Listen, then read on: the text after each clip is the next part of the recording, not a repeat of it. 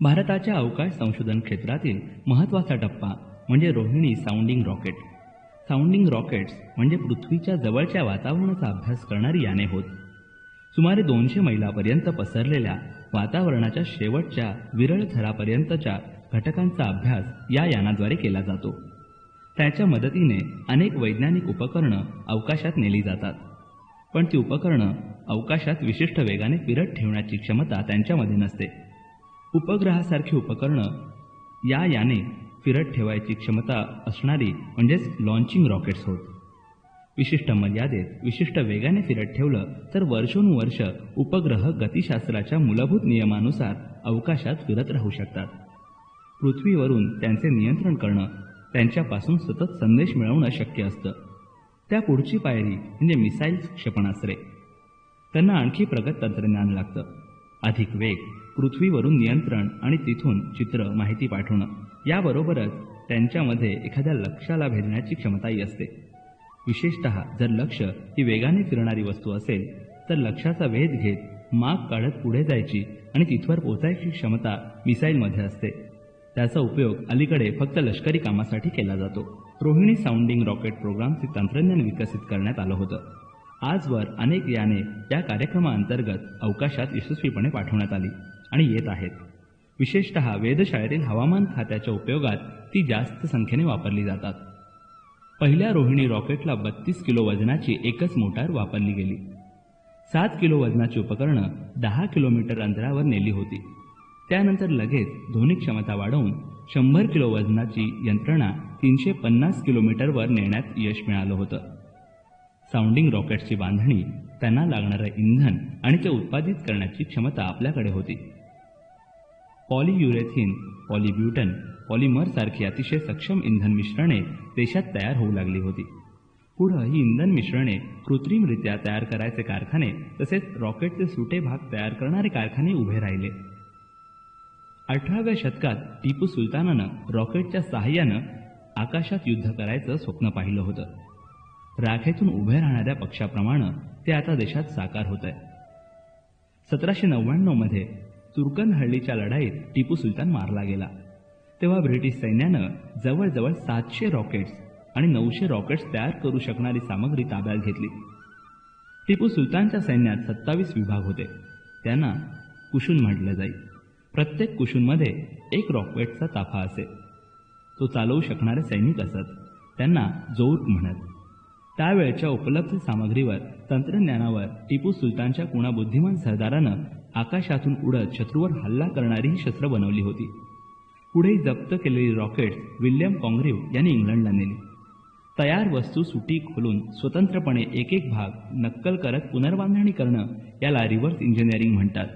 ते वापरून रॉकेट्सचा अभ्यास करण्यात आला. आज अत्याधुनिक इंधन वापरून कार्यक्षम रॉकेट बनवले जातं. त्या पद्धतीची ती रॉकेट्स नव्हती, पण आकाशातून शत्रूवर लांबवर जाऊन हल्ला करायची टिपू सुलतानची दूरदृष्टी त्यातून दिसून येते. टिपूच्या पाडावानंतर, मृत्यूनंतर भारतात रॉकेट बनवायचे प्रयत्न 150 वर्ष गाडले गेले. त्या काळात पुढारलेल्या देशांनी अवकाशात याने उडवायच्या शास्त्रात अभूतपूर्व क्रांती घडवली. रशियाचे कॉन्स्टंटीन स्टिलोव्स्की, अमेरिकेचे रॉबर्ट गोडार्ड आणि जर्मनीचे हेर्मन ओबर यांनी नव्या संशोधनाची भर घातली. नाझीच्या पर्वकाळात जर्मन संशोधक वर्नर व्हॉन ब्राऊन यांनी कमी पल्ल्याची दारुगोळा वाहू शकणारी क्षेपणास्त्र प्रथम बनवली आणि दोस्त राष्ट्रांवर त्यांचा वर्षाव केला. दुसऱ्या महायुद्धात जर्मनीचा पाडाव झाल्यावर रशिया, अमेरिकेने रॉकेट्सचे तंत्र आणि तंत्रज्ञ आपापल्या देशात नेले आणि त्याच पायावर शीतयुद्धाच्या धमक्यांसाठी अत्याधुनिक क्षेपणास्त्र बनवली गेली. 2 देशांच्या शस्त्रास्त्र स्पर्धेसाठी त्यांचा झपाट्याने विकास झाला. भारतामध्ये अवकाश संशोधनाला पंडित नेहरूंच्या वैज्ञानिक दृष्टिकोनामुळे संजीवनी मिळाली. त्यांचे स्वतंत्र, समर्थ अंतराळ संशोधनाचे स्वप्न साकार करण्यासाठी डॉक्टर विक्रम साराभाईंनी आव्हान स्वीकारलं. प्रत्यक्ष पावलं उचलली. या सर्व खटाटोपाला त्यावेळी अनेकांनी नावं ठेवली. जो देश आपल्या भुकेल्या जनतेला पोटभर अन्न पुरवू शकत नाही, त्याला हे अवकाश संशोधनाचे खर्चिक चोचले हवेतच कशाला, असेही आरोप केले गेले. पण पंडित नेहरू वा प्रोफेसर साराभाईंसारखे 50 वर्ष पुढचे पाहणारे द्रष्टे अशा आरोपांनी डळमळले नाहीत. जगाच्या नकाशावर समर्थ राष्ट्र म्हणून उभं राहायचं असेल तर अत्याधुनिक तंत्रज्ञानाचा वापर करून पुढारलेल्या देशांच्या बरोबरीनं प्रत्येक क्षेत्रात स्वयंपूर्ण व्हायला हवं. फक्त आपली लष्करी ताकद जगाला दाखवायचा त्यांचा इरादा नव्हता, तर आपल्या अंतर्गत समस्या स्वबळावर सोडवायला पुढारलेलं तंत्रज्ञान हवं असाच त्यांचा दृष्टिकोन होता. प्रोफेसर साराभाई तुंबाला वरचेवर भेट देत आमच्या कार्याचा, प्रगतीचा आम्हा सर्वांसमोर आढावा घेत स्पष्ट सूचना किंवा आदेश देण्याऐवजी दृष्टिकोनांची देवाणघेवाण करायची त्यांची रीत होती. नवीन क्षेत्रात प्रवेश करताना नक्की उद्दिष्ट कदाचित त्यांच्या नजरेसमोर स्पष्ट होती, पण हाताखालच्या लोकांना ती असाध्य वाटणं अशक्य होतं. त्यांनी साशंक वृत्तीनं काम केलं तर उद्दिष्ट साध्य करण्यासाठी अधिक वेळ लागेल याची त्यांना स्पष्ट कल्पना होती. आपल्या टीमला सोबत न्यायचं, पायरी पायरीनं पुढे जायचं आणि आलेल्या समस्यांना चर्चेनं, एकत्रित बुद्धीनं सामोरं जायचं ही त्यांची पद्धत होती. संशोधनाच्या क्षेत्रात नेत्यानं कसं असावं याचा तो आदर्श वस्तुपाठ होता. एकदा ते मला म्हणालेले आठवतं, माझं कार्य निर्णय घेणे मला मान्य आहे, पण माझ्या सहकाऱ्यांना ते निर्णय मान्य आहेत ही बाब माझ्या दृष्टीने निर्णय घेण्याइतकीच महत्त्वाची आहे. त्यांनी ठरवलेले काही निर्णय पुढे काही जणांचे जीवित ध्येय बनलं. स्वतःची रॉकेट स्वतः बनवायचं त्यांनी ठरवलं. मग ती पृथ्वीच्या वातावरणात कार्य करणारी साऊंडिंग रॉकेट्स असोत, भ्रमणासाठी उपग्रहांना अवकाशात सोडणारी सॅटेलाइट लॉन्च व्हेइकल्स SLV असोत वा प्रत्यक्ष उपग्रह असोत. एकानंतर एक असे प्रकल्प न राबवता सर्व कामं वेगवेगळ्या व्यक्तींकडून वेगवेगळ्या ठिकाणी पण एकाच वेळी करून घ्यायची आणि मग सुसूत्रपणे तंत्रज्ञान एकत्र करून स्वयंपूर्ण बनवायचं अवघड काम त्यांच्यामुळे शक्य झालं. देशभरात विखुरलेल्या प्रयोगशाळातील संशोधकांनी एकत्रित येऊन बनवलेला साऊंडिंग रॉकेट प्रोग्राम विज्ञान तंत्रज्ञानाच्या जगतात एक नवा विश्वास उत्पन्न करू शकला. माझ्या एकंदर व्यक्तिमत्वाचा, कुवतीचा, कुशलतेचा प्रोफेसर साराभाईंना अंदाज आला असावा. अधिकाराचा वापर करून लोकांना हे करा असं सांगण्यापेक्षा त्या दिशेनं त्यांना काम करायला प्रवृत्त करणं मला चांगलं जमतं असं त्यांच्या लक्षात आलं आणि त्यांनी माझ्यावर विशेष जोखमीची जबाबदारी टाकली. देशातील जवळजवळ सर्व प्रयोगशाळा सरकारी मालकीच्या होत्या. प्रत्येकामध्ये साऊंडिंग रॉकेट्सवर संशोधन चालू होतं. प्रत्येक प्रयोगशाळेची स्वतंत्र उद्दिष्ट ठरवून त्या दिशेनं वेगवेगळ्या प्रकल्पांची उभारणी चालू होती. त्या रॉकेट्सचा उपयोग करून अंतराळात न्यायची सामग्री तयार करायचेही प्रत्येकाचे स्वतंत्र प्रकल्प होते. हवामान खात्यासाठी, लष्करी टेहळणीसाठी, निखळ वैज्ञानिक संशोधनासाठी असे अनेक प्रकल्प कार्यान्वित झाले होते. त्या सर्व प्रकल्पांमध्ये सुसूत्रता आणायची, त्यांच्या उपकरणांची क्षमता तपासायची, ती नीट काम करतायत याचे परीक्षण करायचे, अशा विविध स्तरांवर मी काम करत असे. अवकाशाचे निरीक्षण करण्यासाठी क्षकिरण वापरून बनवलेली दुर्बिणीसारखी यंत्र, वरच्या वातावरणात हवेमध्ये असणारे विविध घटक शोधण्यासाठी वापरात येणारे रेडिओ फ्रिक्वेन्सी मास स्पेक्ट्रोमीटर्स, हवेच्या दाबातील चढउतार मोजणारे सोडियम पेलोइड्स, वरच्या वातावरणात विद्युत भारित सूक्ष्मकणांचे थर आहेत त्यांचा अभ्यास करणारी उपकरणं, अशा विविध प्रकारची यंत्र रॉकेटच्या सहाय्यानं अवकाशात सोडण्याचे प्रकल्प होते. त्या सर्वांमध्ये एकत्रितपणा, सुसूत्रता आणण्याचं काम मी करत असे. त्यासाठी टाटा मूलभूत संशोधन केंद्र, national physical laboratory, physical research lab अशा देशातल्या तसेच America, Russia, France, Germany, Japan अशा परदेशातील वैज्ञानिक आणि अवकाश उपकरणं बनवणाऱ्या संशोधकांशी माझा संबंध येईल. खलील जिब्रानचे जीवनविषयक तत्वज्ञान मला पूर्वीपासून आवडतं. प्रेमाशिवाय बनवलेलं अन्न माणसाची अर्धीच भूक भागवू शकतं. अंगीकृत कार्यात हृदयापासून भाग न घेता जे यश मिळतं त्यामध्ये कडवटपणाची झाक असते.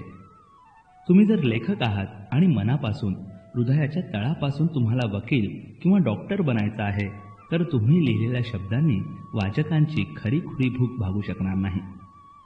तुम्हाला मनापासून व्यावसायिक बनायचं आहे, पण तुम्हाला शिक्षकी पेशा करावा लागला तर तुम्ही विद्यार्थ्यांची ज्ञानाची भूक पूर्ण भागवू शकणार नाही. विज्ञानाची नावड असणारा कधी संशोधक होऊ शकणार नाही. वैयक्तिक अपयश, दुःख सोबत घेऊन केलेलं काम परिपूर्ण असू शकत नाही. चौकोनी भोकात गोल खेळा ठोकल्यासारखे ते अपूर्ण राहील. हे खरं असलं तरी कामातील गुंतवणूक मर्यादेबाहेर असू नये. त्यानं समस्या उभ्या राहतात. प्रोफेसर ओडा व प्रोफेसर सुधाकर ही त्याची दोन उदाहरणं.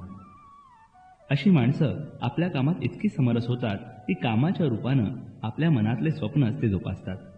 अशा अतिभावनाशील व्यक्तींना जर यश आलं नाही तर दुःखाचा कडेलोट होतो आणि ते कधीकधी नियंत्रणापलीकडे जाऊ शकतात. प्रोफेसर ओडा हे institute of space and aeronautical sciences या जपानमधल्या प्रसिद्ध संस्थेत काम करत होते. सुरेख धिप्पाड व्यक्तिमत्वाच्या प्रोफेसर ओडांच्या डोळ्यातून त्यांच्या बुद्धीची चमक समोरच्याच्या लगेच लक्षात येईल. कामाला वाहून घेणं म्हणजे काय याचं ते मूर्तिमंत उदाहरण होते.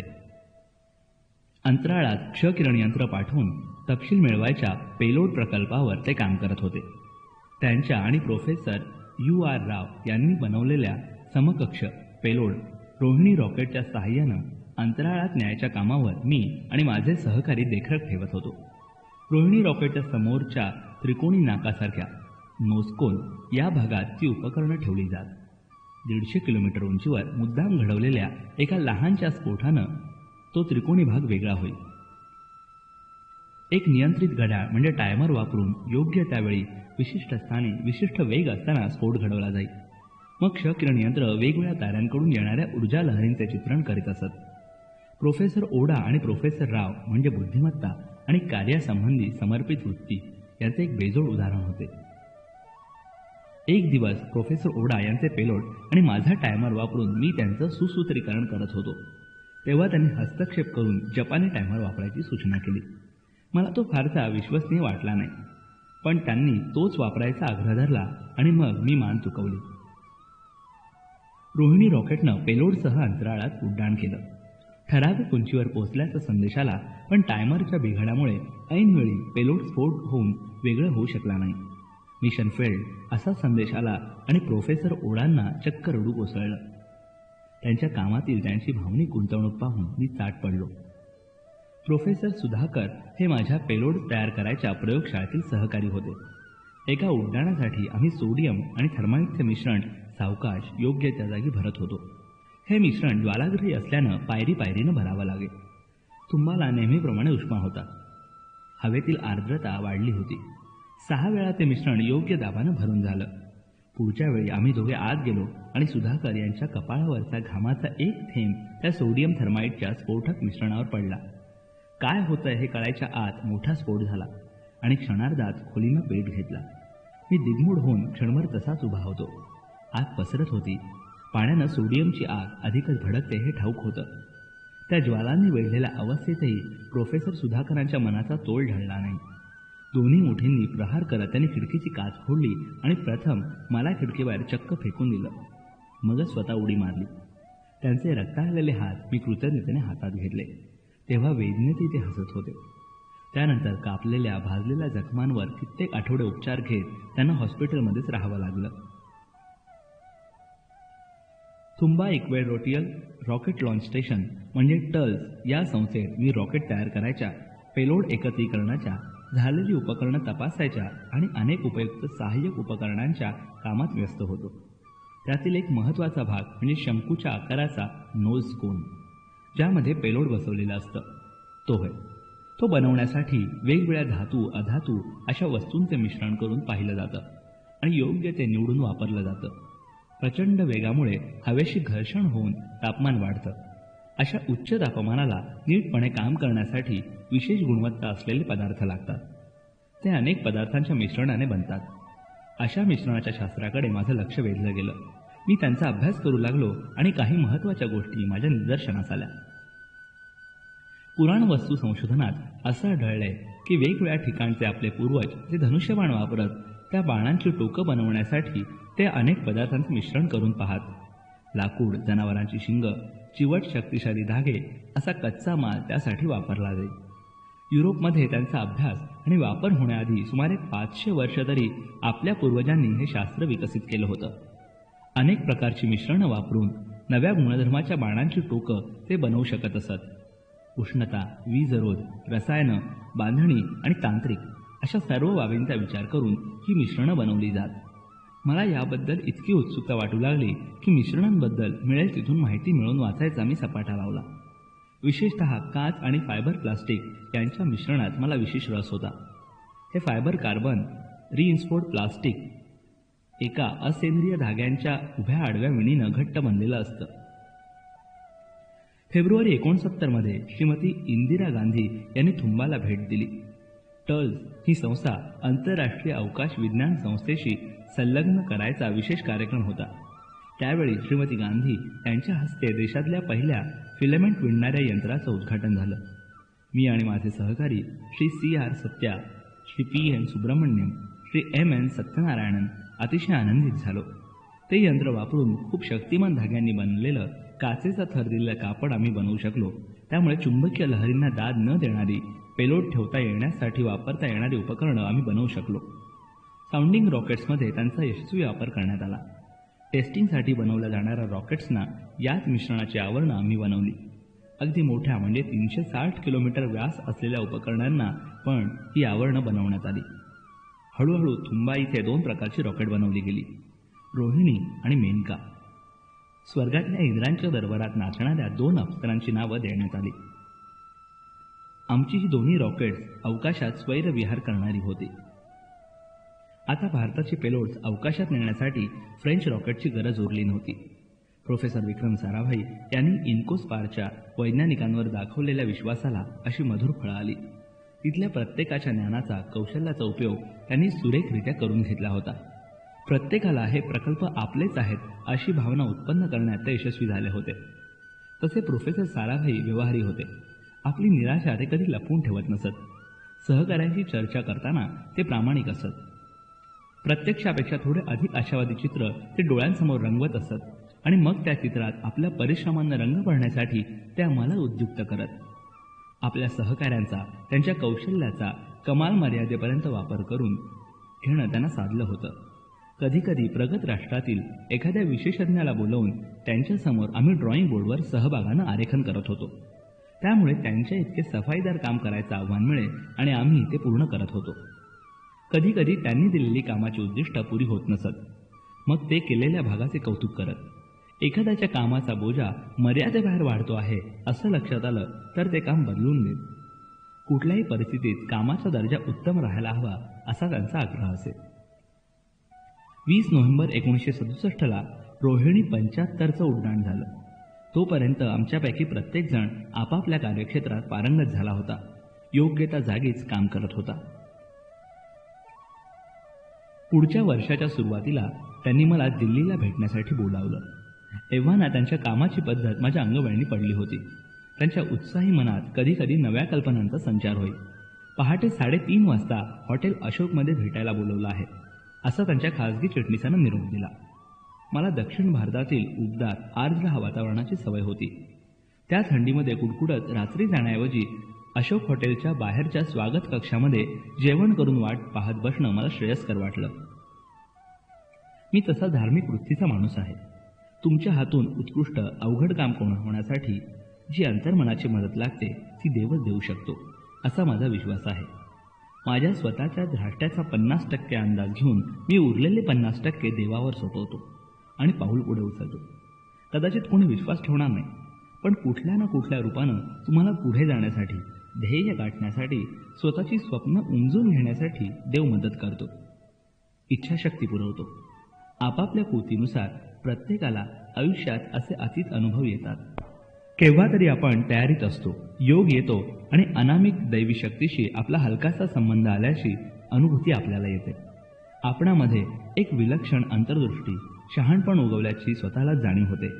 त्यावेळी आपण कदाचित एखाद्या व्यक्तीशी बोलत असू तर एखादा शब्द, प्रश्न, नजर किंवा साधी हालचालही प्रेरणादायी वाटते. पुस्तक वाचत असलो तर एखादे संभाषण, एखादी चपखल उपमा, कवितेची ओळ, शब्दातील वर्णन मनामध्ये काहीतरी चमकून उठतं. कधीतरी एखादं चित्र बघून संदेश मिळतो आणि आपल्या आतमध्ये काहीतरी नवीन जन्म घेतंय त्याची आपल्याला काहीच पूर्वकल्पना असत नाही. त्या प्रशस्त स्वागत कक्षात मी प्रोफेसर साराभाईंची वाट पाहत असताना शेजारच्या सोफ्यावर कुणीतरी पुस्तक विसरून गेलेलं माझ्या दृष्टीला पडलं. त्या थंडी भरल्या रात्री वेळ जाण्यासाठी मी ते उचललं आणि पाने उलटू लागलो. मी काय वाचत होतो त्याचा अर्थ नीटसा मनामध्येच उमजत नव्हता. आज तर मला त्यातलं काहीच आठवत नाही. ते एक उद्योग व्यवस्थापन शास्त्रावरचं गाजलेलं लोकप्रिय पुस्तक होतं. एकदम एका पानावरील जॉर्ज बर्नार्ड शॉ यांच्या भाष्यांवर माझी नजर गेली. नक्की शब्द लक्षात नाही, पण मतितार्थ आठवतो.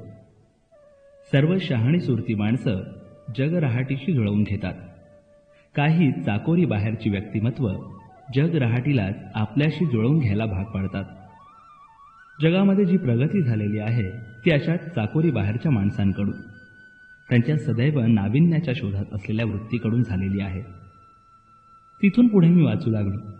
उद्योग, व्यवसाय, व्यवस्थापन यातील काही समजुती, गैरसमजुतींबद्दल विस्तारानं चर्चा होती.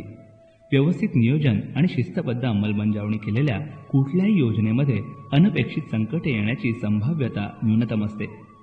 पण लेखकाला थोडं वेगळ्या तऱ्हेनं वेगळंच सांगायचं होतं. प्रकल्पाच्या सर्व अधिकाऱ्याने प्रकल्प राबवताना थोडी अनिश्चितता आणि धुसरपणा ठेवावा. अशा वेळी चटकन घेतलेल्या योग्य निर्णयावर आर्थिक यश अवलंबून असतं. थोडी कॅल्क्युलेटेड रिस्क कधीकधी प्रचंड यश मिळवून देते, जे नियोजनबद्ध प्रकल्प देऊ शकेलच असे नाही. जनरल जॉर्ज पॅटन यांचे प्रसिद्ध बोल पुढे लिहिलेले आहेत.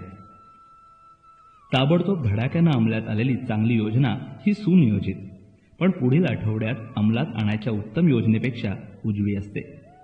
खूप मोठ्या यशासाठी परिणामकारक उपाययोजन करणं जरुरी आहे, कारण कालांतरानं त्याचे फायदे तोटे आपल्याला दिसतात आणि कधीकधी परिस्थिती हाताबाहेर जाऊ शकते. उत्तम प्रकल्प अधिकारी अशा परिस्थितीतील फरक जाणून उपाय योजतो. रात्रीचा 1 वाजला होता. आणखी 2 तासांनी होणाऱ्या मुलाखतीसाठी वाट पाहणं फारसं सुखावं नव्हतं. पण प्रोफेसर साराभाई काहीतरी चाकोरी बाहेरचं विचारात घेण्याबद्दल प्रसिद्ध होते. देशातील अंतराळ संशोधन अगदी कमी मनुष्यबळावर त्यांच्याकडून अधिकतम काम करून घेऊन ते यशस्वीरित्या चालवत होते. एकाएकी माझ्या लक्षात आलं की समोरच्या सोफ्यावर आणखी एक माणूस येऊन बसला आहे. उंच, बुद्धिमान चेहरा, सुसंस्कृत रीतिरिवाजाचा असा तो मनुष्य माझ्या बरोबर विरुद्ध व्यक्तिमत्वाचा वाटत होता. मी कपड्या लत्त्याच्या बाबतीत फारच गलथान होतो. तो मात्र अगदी टिपटॉप पोशाखात आणि त्या आडनिड्या वेळीही ताजातवाना वाटत होता. त्याच्या व्यक्तिमत्वात काहीतरी अनाकलनीय आकर्षण होतं. माझे पुस्तकावरचे लक्ष उडालं. तेवढ्यात डॉक्टर साराभाईंनी आत बोलावल्याची सूचना दिली गेली. मी जिथून घेतलं होतं तिथे पुस्तक परत ठेवलं. समोरच्या माणसालाही आत बोलवण्यात आलं. कोण आहे ते? माझ्या मनात उमटलेला प्रश्न आत गेल्यावर लगेच सुटला. प्रोफेसर साराभाईंनी आमची एकमेकांशी ओळख करून दिली. ते हवाई दलातील एक प्रमुख अधिकारी, ग्रुप कॅप्टन V.S. नारायणन होते. प्रोफेसर साराभाईंनी कॉफी मागवली आणि आपल्या मनातील योजना बोलून दाखवली. त्यांना रॉकेट असिस्टेड टेक ऑफ सिस्टीमचा विकास करायचा होता. युद्ध विमानांना लांब धावपट्टीची गरज असते, त्यामुळे दुर्गम डोंगराळ जागी त्यांना चढणं उतरणं सोयीचं होत नाही. टेक ऑफ घेताना विशिष्ट वेग गाठावा लागतो. तो मिळवण्यासाठी रॉकेटच्या साहाय्यानं वेगमर्यादा चटकन गाठायची, म्हणजे कमी लांबीच्या धावपट्ट्यांवर चालू शकतील आणि युद्धकाळात प्रत्यक्ष सीमेवर विमानं वापरणं सोयीचं ठरेल, अशी राटोची संकल्पना आहे. कॉफी संपली तसं दिल्लीहून जवळ असलेल्या तिलपत रेंज या डोंगराळ भागात त्यांनी सोबत चालण्याची सूचना केली. आम्ही त्यांच्या सूटमधून बाहेर आलो. जाताना मी सहज नजर टाकली तर सोफ्यावर ते पुस्तक नव्हतं. तासाभरात गाडीनं आम्ही तिलपत रेंजजवळ पोहोचलो. तिथे त्यांनी आम्हाला रशियन बनावटीचे राटो इंजिन दाखवलं आणि त्यांनी विचारलं, यासाठी वापरल्या जाणाऱ्या रशियन मोटारी मी तुम्हाला पुरवल्या तर 18 महिन्यात तुम्ही राटो यंत्रणा बनवू शकाल का? हो, आम्ही दोघं जवळजवळ एकदमच उत्तरलो. त्यांच्या चेहऱ्यावर उत्तर ऐकून छान हसू पसरलं. ते पाहून मला मगाशी वाचलेली वाक्य आठवली. तो तुम्हाला योग्य मार्गावर जाण्यासाठी प्रकाश दाखवेल. आम्हाला हॉटेल अशोकवर सोडून प्रोफेसर साराभाई नाश्त्यासाठी पंडित नेहरूंकडे गेले. संध्याकाळी बातमी प्रस्तुत करण्यात आली. भारतानं लहान धावपट्टीवर विमानं उडवायचं तंत्रज्ञान विकसित करायचा प्रकल्प हाती घेतला असून APJ अब्दुल कलाम त्याचे प्रमुख आहेत. आनंद, धन्यता, कृतज्ञता वगैरे संमिश्र भावनांनी माझं मन दाटून आलं. 19व्या शतकातल्या कुण्या अनामिक कवीच्या ओळी माझ्या मनामध्ये उभरून आल्या. येणाऱ्या सर्व दिवसांसाठी तयारीत राहा, त्यांना सारखेच सामोरं जा. जेव्हा ऐरण होशील तेव्हा घाव सोस आणि हातोडा होशील तेव्हा घाव घाल. राटो मोटर्स या विमानांना प्रतिकूल परिस्थितीत उड्डाण करणं शक्य करतात. कधी बॉम्ब हल्ल्यात अर्धीमुर्धी धावपट्टी उद्ध्वस्त होते, ती कधी खूप उंचावर असते, कधी क्षमतेपेक्षा अधिक वजन व्हायची वेळ येते, तर कधी भोवतालचे तापमान योग्य नसतं. विमानाला अपेक्षित वेग देणं शक्य होत नाही. हवाई दलाच्या S-22 आणि HF-24 विमानांना राटो मोटरची अत्यंतिक गरज होती. एकूण इम्पल्स किंवा जोर गुणिले वेळ हा गुणक 24,500 किलोग्रॅम सेकंद इतका होता. तिचं वजन 220 किलो होतं आणि दुहेरी तळावर स्टीलच्या आवरणात पुढे ढकललेली यंत्रणा बंदिस्त केली होती. पुढील सर्व विकसन space science and technology centre इथं करायचं होतं आणि ते defence research and development organisation, Hindustan aeronautics limited, DTD&P आणि एअर हेडक्वार्टर्स अशा 4 संस्थांच्या सहकार्यानं अंमलात आणायचं होतं. वजन कमी करण्यासाठी मी प्रथम स्टीलऐवजी फायबर ग्लासचं आवरण वापरायचं ठरवलं. प्रॉपेलंट म्हणजे उड्डाण यंत्रणा अधिक क्षमतेची आणि अधिक वेळ जोर घेऊ शकेल असं वापरायचं निश्चित केलं. काही सुरक्षा यंत्रही नव्यानं वापरायची ठरवली. निर्माण होणारा दाब जास्त होता तर सुरक्षा यंत्रही वेगळी लागणार होती. आम्ही राटोवर काम सुरू केलं. त्याचवेळी 2 महत्त्वाच्या घटना घडल्या. प्रोफेसर साराभाईंनी आगामी 10 वर्षात भारताची अवकाश संशोधनाची दिशा दर्शवणारा अहवाल प्रसिद्ध केला. त्यामध्ये फक्त योजनाच नव्हत्या तर अनेक सुधारणांना वाव ठेवणारी चर्चेअंती मसुदा नक्की करायलाही मुभा होती. खरं म्हणजे त्यातील उद्दिष्ट कुणालाही रोमांचक वाटली असती. एका अवकाश संशोधनावर मनोमन प्रेम करणाऱ्या स्वप्नाळू माणसानं तो अहवाल बनवला आहे असं मला आढळून आलं. इन्कोस्पारच्या सुरुवातीला ज्या कल्पना सुचवल्या गेल्या होत्या त्यातील बऱ्याच या अहवालात अंतर्भूत करण्यात आल्या होत्या. त्यामध्ये दूरदर्शन आणि शिक्षणासाठी उपग्रह वापरायची योजना होती. हवामान खात्यासाठी वातावरण बदलाचा वेध घेण्याची योजना होती. पृथ्वीवरील दुर्गम भागातील नैसर्गिक साधन संपत्तीचा आकाशातून वेध घेणारी उपग्रह योजना होती. हे सर्व उपग्रह अवकाशात पाठवण्यासाठी जी रॉकेट्स लागणार होती त्यांचाही विकास करायचा प्रकल्प त्यामध्ये होता. परकीय देशांची या क्षेत्रात घेतली जाणारी मदत टप्प्याटप्प्याने कमी करत देश या बाबतीत स्वयंपूर्ण बनवण्यावर अधिक भर दिला गेला होता. कमी वजनाचं तुलनेने पृथ्वीच्या जवळ उपग्रह फिरते ठेवणं, प्रयोगशाळेत प्रथम प्रतिकृती बनवून मग प्रत्यक्ष उपग्रह बनवणं, पृथ्वीपासून अधिक दूर जाण्यासाठी लागणाऱ्या यानांच्या विशेष मोटर्स बनवणं, सर्व सबसिस्टीम म्हणजे अनुषंगिक यंत्र बनवणं, सौर ऊर्जेचा वापर करण्यासाठी खास पृष्ठभाग बनवणं अशा अनेक उपक्रमांचा यात समावेश होता. तंत्रज्ञानातील नवीनतम संकल्पना वापरून अंतराळात वापरले जाणारे दिशादर्शक, संदेशवाहन यंत्र, हलके पण मजबूत पॉलिमर्स, भाग जोडण्यासाठी लागणारी विशिष्ट रसायनं अशा अनेक बारीक बाबी होत्या. त्यासाठी फार मोठी एकूण यंत्रणा उभी करावी लागणार होती. दुसरी महत्त्वाची घटना म्हणजे संरक्षण खात्याने क्षेपणास्त्र बनवायची चाचपणी करण्यासाठी एक समिती स्थापन केली. त्यामध्ये माझा आणि ग्रुप कॅप्टन नारायणन दोघांच्याही नावाचा समावेश होता. आपण स्वतंत्रपणे क्षेपणास्त्र बनवायची कल्पना फारच उत्तेजित करणारी होती. वेगवेगळ्या पुढारलेल्या देशांच्या क्षेपणास्त्रे बनवायच्या कार्यक्रमाचं मी तासनतास खर्चून कसून वाचन मनन करू लागलो. क्षेपणास्त्रांचे 2 प्रकार आहेत. स्ट्रॅटेजिक म्हणजे जी क्षेपणास्त्र काही 1000 किलोमीटर अंतर काढतात आणि शत्रूच्या अंतर्भागात पोचतात. सीमेपासून बरेच आत असलेले मोठे महत्त्वाचे प्रकल्प, मोठी शहरं अशा क्षेपणास्त्रांची लक्ष्य असतात. दुसरी टॅक्टिकल, जी प्रत्यक्ष युद्धभूमीवर काही अंतरावर असलेल्या शत्रूच्या युद्धसामग्रीला, छावण्यांना लक्ष्य ठरवतात. मग ते युद्ध हवेत, समुद्रात किंवा जमिनीवर चालू असेल. ती प्रत्यक्ष युद्धावर चटकन परिणाम करतात. अर्थात आता क्षेपणास्त्रांच्या क्षेत्रात प्रचंड वेगानं प्रगती झाली आहे आणि हा भेद तसा स्पष्ट उरलेला नाही. अमेरिकेने बनवलेली टॉम हॉक क्षेपणास्त्र दोन्ही प्रकारचे लक्ष्य साध्य करू शकतात, पण त्यावेळी दोन्ही प्रकारच्या क्षेपणास्त्रांचे तंत्रज्ञान वेगळं होतं. ग्रुप कॅप्टन नारायणन यांचा उत्साह अतुलनीय होता. रशियाने अतिशय शक्तिशाली क्षेपणास्त्र बनवायचे प्रकल्प बनवले होते. ते त्यांना पसंत पडले होते. ते जर साध्य करू शकतात तर मग आपण का नाही? अवकाश संशोधनाच्या पायावर क्षेपणास्त्र सहज बनवता येतील असं ते मला नेहमीच डिवसत. 1962 आणि 1965च्या 2 युद्धांनी शस्त्रास्त्रांच्या बाबतीत देशानं स्वयंपूर्ण बनायला हवं अशी निकड निर्माण झाली होती. रशियाने जमिनीवरून आकाशात वेध घेणारी अनेक क्षेपणास्त्र आपल्या मोक्याच्या जागा संरक्षित करण्यासाठी दिलेली होती. ती सर्व आपण आपल्या देशात बनवायला हवीत असा नारायणन यांचा रास्त आग्रह होता. राटो मोटर्स आणि क्षेपणास्त्र समितीवर काम करताना आम्ही दोघे एकमेकांचे गुरु शिष्य या भूमिका आलटून पालटून करत होतो. त्यांना रॉकेटरीमधले सांगताना मी गुरु आणि ते शिष्य असत. आणि हवेतील युद्ध सामग्रीचे बारकावे सांगताना मी त्यांचा शिष्य होत असे आणि ते माझे गुरु.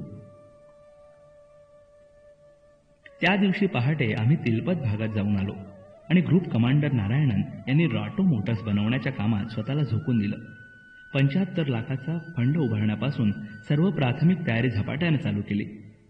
तुम्ही काय सांगाल ते आणून देतो, फक्त वेळ दवडू नका, असं ते म्हणत. मला कधीकधी त्यांच्या उतावळ्या वृत्तीचे हसू येई, पण त्यांना एकदा प्रख्यात आंग्ल कवी T.S. एलियट यांच्या ओळी ऐकवल्या.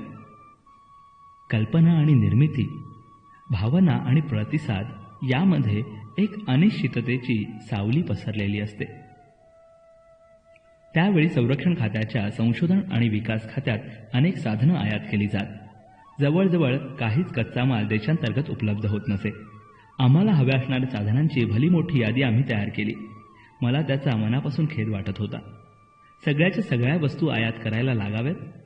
देशामध्ये इतके बुद्धिमान लोक आहेत, तंत्रज्ञ आहेत, नैसर्गिक साधन संपत्ती आहे. आपल्यासारख्या गरीब देशाला सर्व आयात करून प्रगती सुधारणा परवडेल का? एक दिवस मी नेहमीप्रमाणे ऑफिसात उशीरपर्यंत काम करत होतो. माझा एक तरुण हुशारी सहकारी जयचंद्र बाबू घरी निघाला होता. काही महिन्यांपूर्वीच तो कामावर लागला होता. त्याची आशावादी स्पष्टवक्त वृत्ती माझ्या लगेच लक्षात आली. एक व्यावहारिक चातुर्य त्याच्या वागण्यात होतं. त्याला मी ऑफिसात बोलावून घेतलं आणि म्हटलं, आपल्याला वेळेची इतकी कमतरता आहे आणि काम खूपच हळू चाललंय. हे सर्व अधिक वेगानं कसं करता येईल यावर तुला काही सुचतं का पहा. क्षणभर तो गप्प राहिला आणि म्हणाला, मी थोडा विचार करून उद्या काय ते सांगतो. दुसऱ्या दिवशी दिलेल्या वेळेआधी तो मला भेटायला आला तेव्हा त्याचा चेहरा प्रफुल्लित होता. सर, राटोची सारी यंत्रणा आपण साधनं आयात न करता उभी करू शकतो. फक्त आपल्या कामाच्या पद्धती बदलल्या पाहिजेत. आपला दृष्टिकोन बदलला पाहिजे. संस्थेनं साधनं मिळवण्यासाठी अमुक एक पद्धतच आचरायला हवी असा आग्रह सोडून द्यावा. योग्य त्या जागी काम करण्यासाठी लहान लहान उपकंत्राटं दुसऱ्यांना द्यावीत. वस्तू आयात केल्या तरच काम होतं अशी वृत्ती सोडून द्यावी. त्यानं 7 कलमी योजनाच लिहून आणली होती. आर्थिक मंजुरी एकाच्याच हाती असावी. साध्या साध्या गोष्टींसाठी फायली इकडून तिकडे सरकत प्रत्यक्ष पैसे हातात पडायला खूप वेळ जातो. तो वाचेल. कुठेही कामासाठी जाताना माणसाची नोकरीची स्थिती न पाहता त्याला विमान प्रवास करू द्यावा. फक्त एकाच वरिष्ठाला कामाबद्दल जाब द्यावा लागावा. सर्व साधनं हवाई मार्गानं मागवावीत. खाजगी कंपन्यांना कंत्राट द्यायची परवानगी मिळावी. साधनं मागवताना फक्त तांत्रिक गुणवत्ता लक्षात घेतली जावी. सगळ्या किचकट हिशोबात सुटसुटीतपणा आणावा. सरकारी खात्यांमध्ये अशा मागण्या पूर्वी कधी कोणीच केल्या नव्हत्या. प्रत्येक गोष्ट 10 जणांकडून तपासत मगच त्याचा अंमल केला जावा अशी पद्धत होती. पण या 7 कलमी मागण्यांची व्यवहारी बाजू मला समजत होती. राटो प्रकल्प हा एक नवा प्रयोग होता. त्यासाठी नव्या नियमांची स्वाभाविक गरज होती. जयचंद्र बाबूंच्या 7 कलमांवर मी नीट विचार केला आणि प्रोफेसर साराभाईंच्या पुढ्यात त्या ठेवल्या. त्यांना सांगितलं की प्रशासकीय कामातील दिरंगाई टाळण्यासाठी काही बदल करायची गरज आहे. त्यामुळे होणारा फायदा ते जाणू शकले आणि झटक्यात त्यांनी त्या मागण्या मंजूर केल्या. थोडी व्यवहारी धंदेवाईक दृष्टी बाळगली तर महत्त्वाची मोठ्या जोखमीची कामं पार पाडण्यात सुलभता येते हा जयचंद्र बाबूंचा दृष्टिकोन तो आम्हाला पटवू शकला. असलेली कार्यपद्धती वापरून कामे लवकर करायची तर अधिक माणसं, अधिक साधनं आणि अधिक पैसा लागला असता. ते जर जमत नसेल तर कार्यपद्धतीच बदला असा त्याचा एकंदर सूर होता. त्याची अशी वृत्ती फार काळ त्याला आमच्याबरोबर इस्रोमध्ये बांधून ठेवू शकली नाही. लवकरच नायजेरियामध्ये अधिक वेतनाच्या अधिकाराच्या जागी तो निघून गेला. आम्ही राटो मोटरसाठी फायबर ग्लासचं आवरण वापरायचं ठरवलं होतं. अधिक शक्तिशाली प्रॉपेलंट, गरजेप्रमाणे कार्यशक्तीचा वापर, आणीबाणीच्या वेळी त्वरित वजन कमी करण्यासाठी अधिक सुलभ यंत्रणा असं छोटे मोठे बदल मूळ रशियन ढाच्यांमध्ये केले होते. समोरच्या भागाचा आकारही बदलला होता. काम पूर्ण झाल्यावर विमानापासून सुलभतेनं अलग होण्यासाठी हा बदल केला होता. पहिली चाचणी राटो प्रकल्प सुरू झाल्यापासून 12व्या महिन्यात आम्ही करू शकलो. फक्त 20 अभियंते त्यासाठी काम करत होते. पुढील 4 महिन्यातच आम्ही हा प्रकल्प पूर्णत्वाला आणला. भावी उपग्रहांचे उड्डाण करण्यासाठी लागणाऱ्या वाहनांची कल्पना या काळापर्यंत मूर्त स्वरूपात आणायचं ठरवलं जात होतं. त्यामध्ये अवकाश तंत्रज्ञानामध्ये असलेली आर्थिक सामाजिक उन्नतीची बीजं समजून घेण्यात आली होती. प्रोफेसर साराभाईंनी 1969 इथंच मिळणाऱ्या साधनसंपत्तीतून स्वदेशी बनावटीचा उपग्रह तयार करायची, तो अवकाशात सोडायची आणि त्याचे जमिनीवरून नियंत्रण करण्याची यंत्रणा उभी करण्यासाठी योजना आखल्या. विमानातून स्वतः ते योग्य जागेच्या शोधासाठी फिरले. पृथ्वीच्या पूर्व पश्चिम भ्रमणाचा उपयोग करून घेण्यासाठी यावेळी त्यांनी पूर्व किनाऱ्यावर अधिक लक्ष दिलं. मद्रासजवळ 100 किलोमीटर अंतरावरील उत्तरेकडे असलेलं श्रीहरिकोटा हे बेट त्यासाठी मुकर्रर करण्यात आलं. मद्रास शहराएवढे आकारमान असलेलं ते गाव किनाऱ्यापासून जवळ होतं. तिथेच पुढं अवकाशतळ बांधला गेला.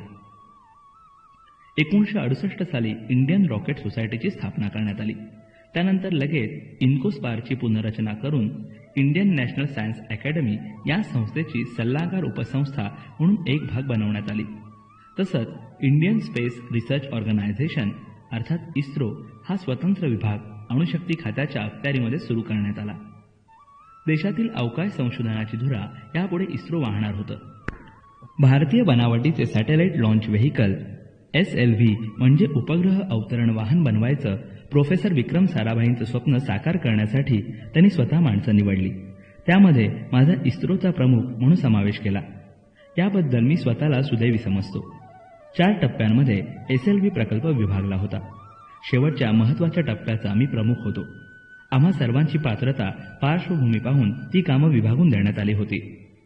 डॉक्टर वसंत गोवारीकर, श्री M.E. कुरूप आणि श्री A.V. मुथुनायगम यांच्यावर उरलेल्या 3 टप्प्यांचं काम प्रत्येकी सोपवण्यात आलं होतं. डॉक्टर गोवारीकरांनी वेगवेगळे मिश्रण वापरून इंधन बनवण्याच्या क्षेत्रात आपलं खास स्थान बनवलं होतं. श्री कुरूप यांनी अधिक शक्तिशाली प्रॉपेलंट बनवण्याच्या प्रयोगशाळा स्थापन केल्या होत्या. प्रॉपेलंटचा वापर कमाल क्षमतेनं करायचं तंत्रज्ञान त्यामध्ये विकसित केलं होतं. मुथुनायगम यांचे कमी वेळात अधिक ऊर्जा पुरवणाऱ्या प्रॉपेलंटच्या क्षेत्रातील कार्य वादातीत होतं. 4थ्या टप्प्यामध्ये या तिघांच्या एकत्रित कामाबरोबर प्रत्यक्ष बांधणी करण्यासाठी नाविन्याचा ध्यास असलेल्या प्रयोगशील वृत्तीचा कुणीतरी अनुभवी माणूस त्यांना हवा होता. म्हणून कदाचित माझी निवड केली गेली असावी. माझी थोडा धोका पत्करायची आणि चुकांपासून शिकत पुढे जायची वृत्ती त्यांच्या परिचयाची होती. तीच त्यांना उपयुक्त वाटली होती. कुठलीही गोष्ट परिपूर्ण करण्याचा ध्यास लागल्याशिवाय प्रत्येक टप्प्यावर नीट निरीक्षण करून चुका पारखत दुरुस्त करत पुढे गेल्याशिवाय असे मोठे प्रकल्प पूर्णत्वाला येत नाहीत. अगदी छोट्या बारक्या तपशिलाचे नियोजन केल्याशिवाय प्रगती होत नाही. शिवाय वेळेचे बंधन प्रत्येक टप्प्यावर आवश्यक असतं. मला 4ही टप्प्यांच्या प्रत्येक तपशिलात शिरणं शक्य नव्हतं. प्रशासकीय बाबींसाठी मला अनेकदा बाहेर जावं लागत. तेव्हा मी सहकाऱ्यांना उपलब्ध होत नसे. त्याला माझाही नाईलाज होता. परिणाम म्हणून प्रकल्पाला अपेक्षित असा वेग येईना. त्यावेळी प्रोफेसर साराभाईंनी एक फ्रेंच पाहुणा आपल्या भेटीसाठी आणला. आमच्या समस्या त्यांना समजू शकल्या असत्या, कारण ते पाहुणे प्रोफेसर क्युरेन फ्रान्सच्या अवकाश कार्यक्रमातील डायमॉन्ड लॉन्च व्हेकल्स या समकक्ष प्रकल्पाचे प्रमुख होते. ते हाडाचे व्यावसायिक व्यक्तिमत्व होतं. आधी उद्दिष्ट निश्चित करायचे, वेळेचे नियोजन करून प्रथम वेळापत्रक ठरवायचं आणि मग कामाच्या जबाबदारीची विभागणी, अपयशांची संभाव्यता, झालेल्या कामाचा आढावा अशा अनेक बारीक सारीक बाबींकडे त्यांचं लक्ष वेधलं. त्यांच्या सल्ल्यामुळे मी बरंच काही शिकू शकलो. येणाऱ्या समस्यांचा नीट अभ्यास करू शकलो. मध्ये मध्ये प्रोफेसर साराभाई नवीन काहीतरी सुचवत आणि प्रोफेसर क्युरेनही त्याचा आदर करत एकमेकांच्या कल्पनांची देवघेव करण्यातून बरंच काही साध्य होऊ शकलं. विशेषतः प्रकल्पाचा आकार प्रचंड असतो तेव्हा बारीक सारीक गोष्टी सहकाऱ्यांवर पूर्णतया सोपवून आपण फक्त महत्त्वाचं ते पाहावं, हा त्यांचा सल्ला मला पुढेही खूप उपयोगी पडला. माझ्या कार्यपद्धतीतील काही उजवे त्यांनी आवर्जून उचललं. त्यांनी तसं म्हणताच प्रोफेसर साराभाई खुश झाले. SLV आणि डायमॉन्डच्या प्रकल्पात मूलभूत फरक होता. त्यामुळे प्रत्यक्ष कामाची देवघेव करायची तर अनेक नव्या बदलांना सामोरं जावं लागत असतं. ते टाळण्यासाठी मी माझ्या सहकाऱ्यांनाच छोट्या मोठ्या समस्यांचे निवारण करायला उद्युक्त केलं. प्रत्येक बाबतीत प्रयोगशील राहायला हवं असं सुचवलं. त्यांच्या सूचना गांभीर्याने ऐकू लागलो. मी कनिष्ठांना अतिसौजन्यानं वागवतो अशी टीकाही माझ्या काही मित्रांनी केली, पण तिकडे मी फारसं लक्ष दिलं नाही. कधी कधी सहकाऱ्यांनी, वरिष्ठांनी, कनिष्ठांनी केलेल्या सूचना मी कागदावर लिहून ठेवायचो आणि काम संपल्यावर त्यावर विचार करत राहायचो. अनेकदा त्यांना हाताने सूचना लिहून देऊन तिथल्या तिथं अंमल करायला मी सांगत असे. माझी मिळून मिसळून काम करायची पद्धत, आपण एक टीम आहोत असा विश्वास वरपासून खालपर्यंत झिरपत नेत होती. अशा पद्धतीनं काम करण्याची गोड फळं ताबडतोब दिसून आली. काही काळाने आमचं काम कुठवर आलंय याचा आढावा आम्ही घेतला तर युरोपमध्ये ज्या कामासाठी 3 वर्ष लागतील ते आम्ही वर्षभरात अधिक प्रतिकूल परिस्थितीत पूर्ण करू शकलो होतो. दर आठवड्याला सर्व सहकाऱ्यांची मीटिंग घेऊन आपापल्या कामाचा अहवाल घ्यायची पद्धत वेळखाऊ असली तरी प्रत्यक्षात फायदेशीर ठरली, उपयुक्त ठरली.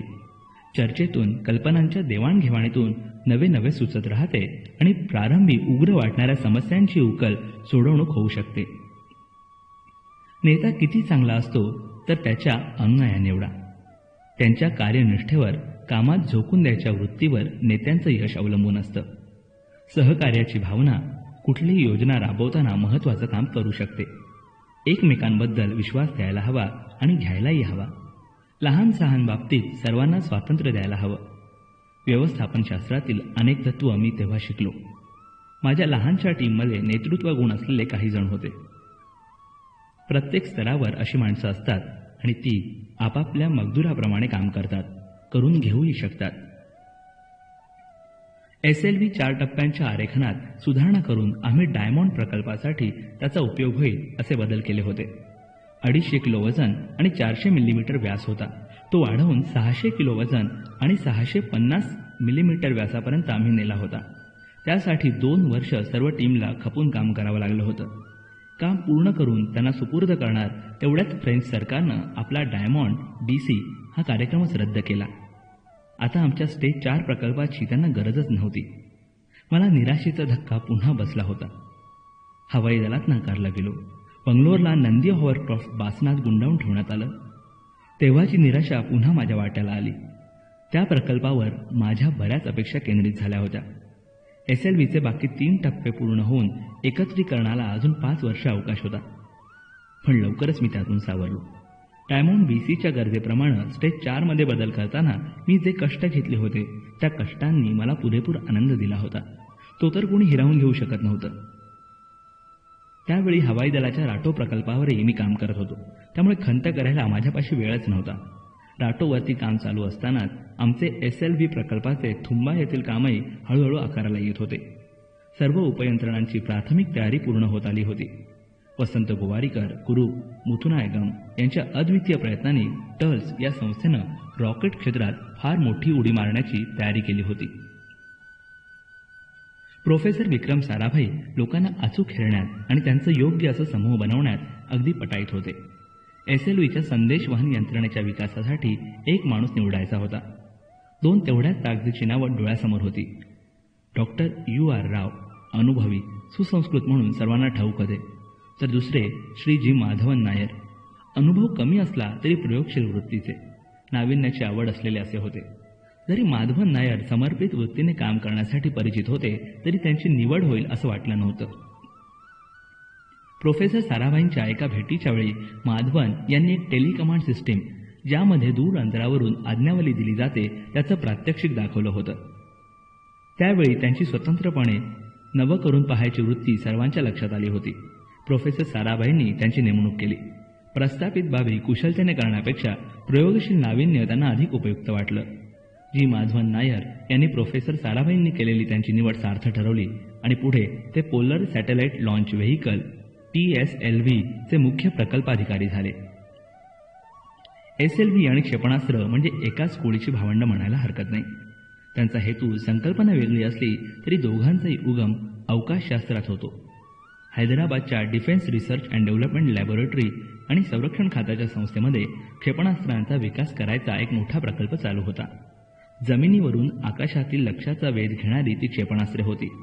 त्या कामासाठी मी ग्रुप कॅप्टन नारायणन यांना वरचेवर भेटू लागलो. 1968 साली प्रोफेसर साराभाई थुंबाला आले होते.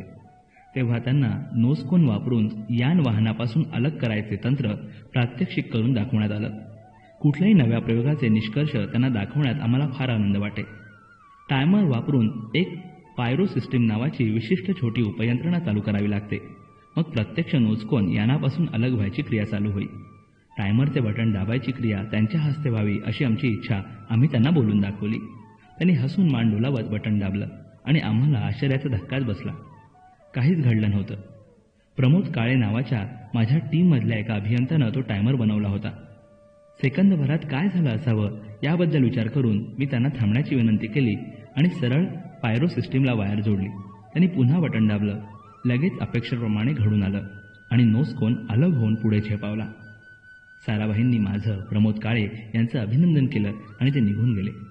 त्यांच्या मनात दुसरेच विचार तरळत होते हे आम्हाला कळलं, पण आमच्या कामाबद्दल त्यांचं नक्की मत काय झालं हे कळायला मार्ग नव्हता. त्यानंतर लगेच रात्री जेवणानंतर भेटायला यावं असा निरोप मला देण्यात आला. त्रिवेंद्रमला असताना ते नेहमी कोवालम पॅलेस हॉटेलमध्ये उतरत. नेहमीप्रमाणे हसून त्यांनी माझं स्वागत केलं. प्रथम इकडचं तिकडचं नेहमीचे 2 शब्द बोलून लगेच ते आधीच्या घटनेकडे वळले. मला त्याची भीती होती, अपेक्षाही होती, पण त्यांनी एकदम वेगळा पवित्रा घेतला. पायरो टायर वेळेवर चालू झाला नाही याचा अर्थ आमचे ज्ञान किंवा कष्ट कमी पडत आहेत हे नसून सुसूत्रपणाचा अभाव आहे हे त्यांनी मान्य केलं. मग त्याची कारणं काय असावीत याची चर्चा खोलात जाऊन ते करू लागले. मला कामाचा बोजा होतोय का, माझ्या वैयक्तिक समस्या आहेत का अशी त्यांनी विचारणा केली. काम अगदी क्षुल्लक आहे, आव्हानात्मक वाटत नाही का, किंवा एखादी समस्या जी समोर असून आतापर्यंत दिसलेली नाही अशी आहे का, त्याची पृच्छा केली. मग चर्चेअंती ते मुख्य कारणाकडे वळले. आमचे सर्व प्रयोग, कामे वेगवेगळ्या ठिकाणी चालत होती. एका प्रयोगशाळेत पायरो सिस्टीम, दुसरीकडे इलेक्ट्रिकल काम, तिसरीकडे प्रत्यक्ष बांधणी, तर डिझाईनचं चौथीकडे. शिवाय प्रत्येक विभागाच्या वेळापत्रकात पुढे मागं व्हायचं. जागेच्या वेळेच्या फरकामुळे प्रत्येक ठिकाणी सहभाग घेणं मला शक्य होत नव्हतं. मग एकत्रीकरण, परीक्षण यामधील सुसूत्रते त्रुटी राहत. पहाटेपर्यंत चाललेल्या त्या चर्चेअंती स्वतंत्र रॉकेट इंजिनिअरिंग सेक्शन उभारायचा निर्णय घेण्यात आला. संस्थेच्या पातळीवर असो किंवा वैयक्तिक स्तरावर, चुकांमुळे यश दूर जातं हे खरंच आहे. चुकांमुळे एखाद्या गोष्टीची समग्रता लक्षात येऊन नाविन्याची कास धरत प्रयोग करणारा प्रोफेसर साराभाईंसारखा एखादा विरळा. आम्हाला चुकांबद्दल दोष न देता त्यातून योग्य बोध त्यांनी घेतला. त्यांची चुकांकडे पाहण्याची दृष्टी अगदी वेगळी होती. चुका या होतातच आणि बहुतेक वेळा त्या दुरुस्त करता येतात. चुकांमुळे एखादा गंभीर प्रसंग उभा राहतो. अशावेळी माणसाचे आंतरिक गुण उभारून येतात आणि त्याची खरी परीक्षा होते. चुकीची दुरुस्ती करण्यासाठी काहीतरी नवीन सुचतं. पुढं मलाही असे अनुभव आले. चुका टाळण्याचा सर्वोत्तम मार्ग म्हणजे त्यांची अपेक्षा ठेवावी. साध्या टायमरनं ऐनवेळी दगा दिला आणि त्यातून रॉकेट इंजिनिअरिंग लॅबोरेटरीचा जन्म झाला. हा किती विलक्षण योग आहे. प्रत्येक मिसाईल पॅनल मीटिंग झाल्यावर त्यामध्ये काय घडलं ते प्रोफेसर साराभाईंना सांगत असत. 30 डिसेंबर 1971च्या मीटिंगनंतर मी दिल्लीहून त्रिवेंद्रमला परतत होतो. प्रोफेसर साराभाई SLVच्या डिझाईन परीक्षण करण्यासाठी थुंबाला आले होते. विमानतळाच्या स्वागत कक्षातून मी पॅनल मीटिंगमधल्या महत्त्वाच्या बाबींवर त्यांच्याशी फोनवर बोललो. त्यांनी मला त्रिवेंद्रमच्या विमानतळावर भेटण्यासाठी थांबायला सांगितलं. त्याच दिवशी रात्री ते त्रिवेंद्रमहून मुंबईला परतणार होते. त्यांच्या भेटीबद्दल विचार करत काय बोलायचं याची जुळणी मनात चालू असताना मी त्रिवेंद्रमला विमानातून उतरू लागलो.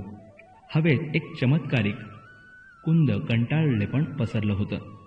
विमानाची शिडी लावणाऱ्या कुट्टी नावाच्या कामगारानं दुःखी आवाजात मला प्रोफेसर विक्रम साराभाईंच्या मृत्यूची बातमी दिली. काही तासांपूर्वी हृदयविकाराचा तीव्र झटका येऊन त्यांची प्राणज्योत मालवली होती. मला जबरदस्त धक्का बसला. मी त्यांच्याशी फोनवर बोललो.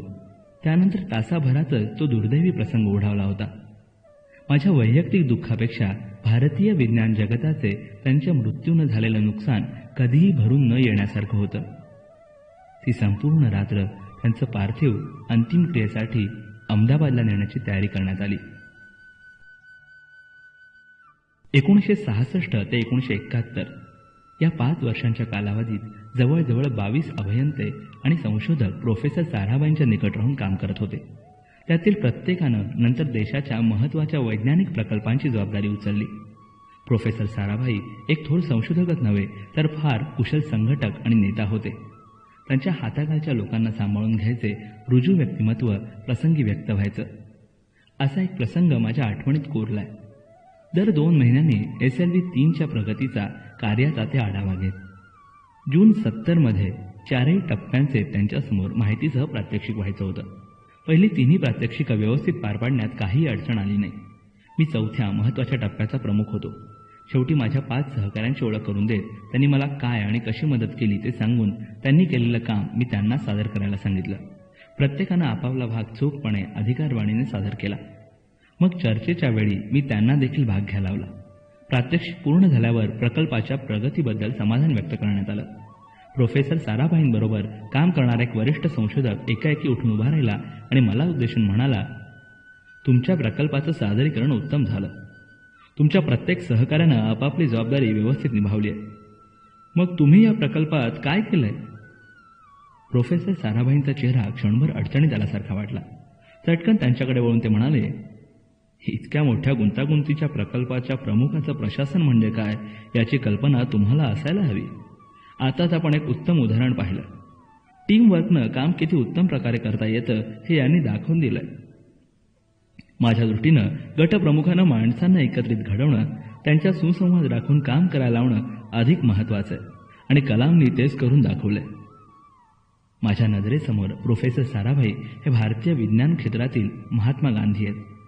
अनुयायांमध्ये नेतृत्व गुण उत्पन्न करणारे, त्यांना कल्पनेसाठी कामासाठी प्रोत्साहित करणारे असं त्यांचं विरळं व्यक्तिमत्व होतं. त्यांच्यानंतर काही काळ प्रोफेसर MGK मेनन यांनी इस्रोचा अतिरिक्त भार सांभाळला. मग प्रोफेसर सतीश धवन यांनी इस्रोचे प्रमुख म्हणून सूत्र हाती घेतली.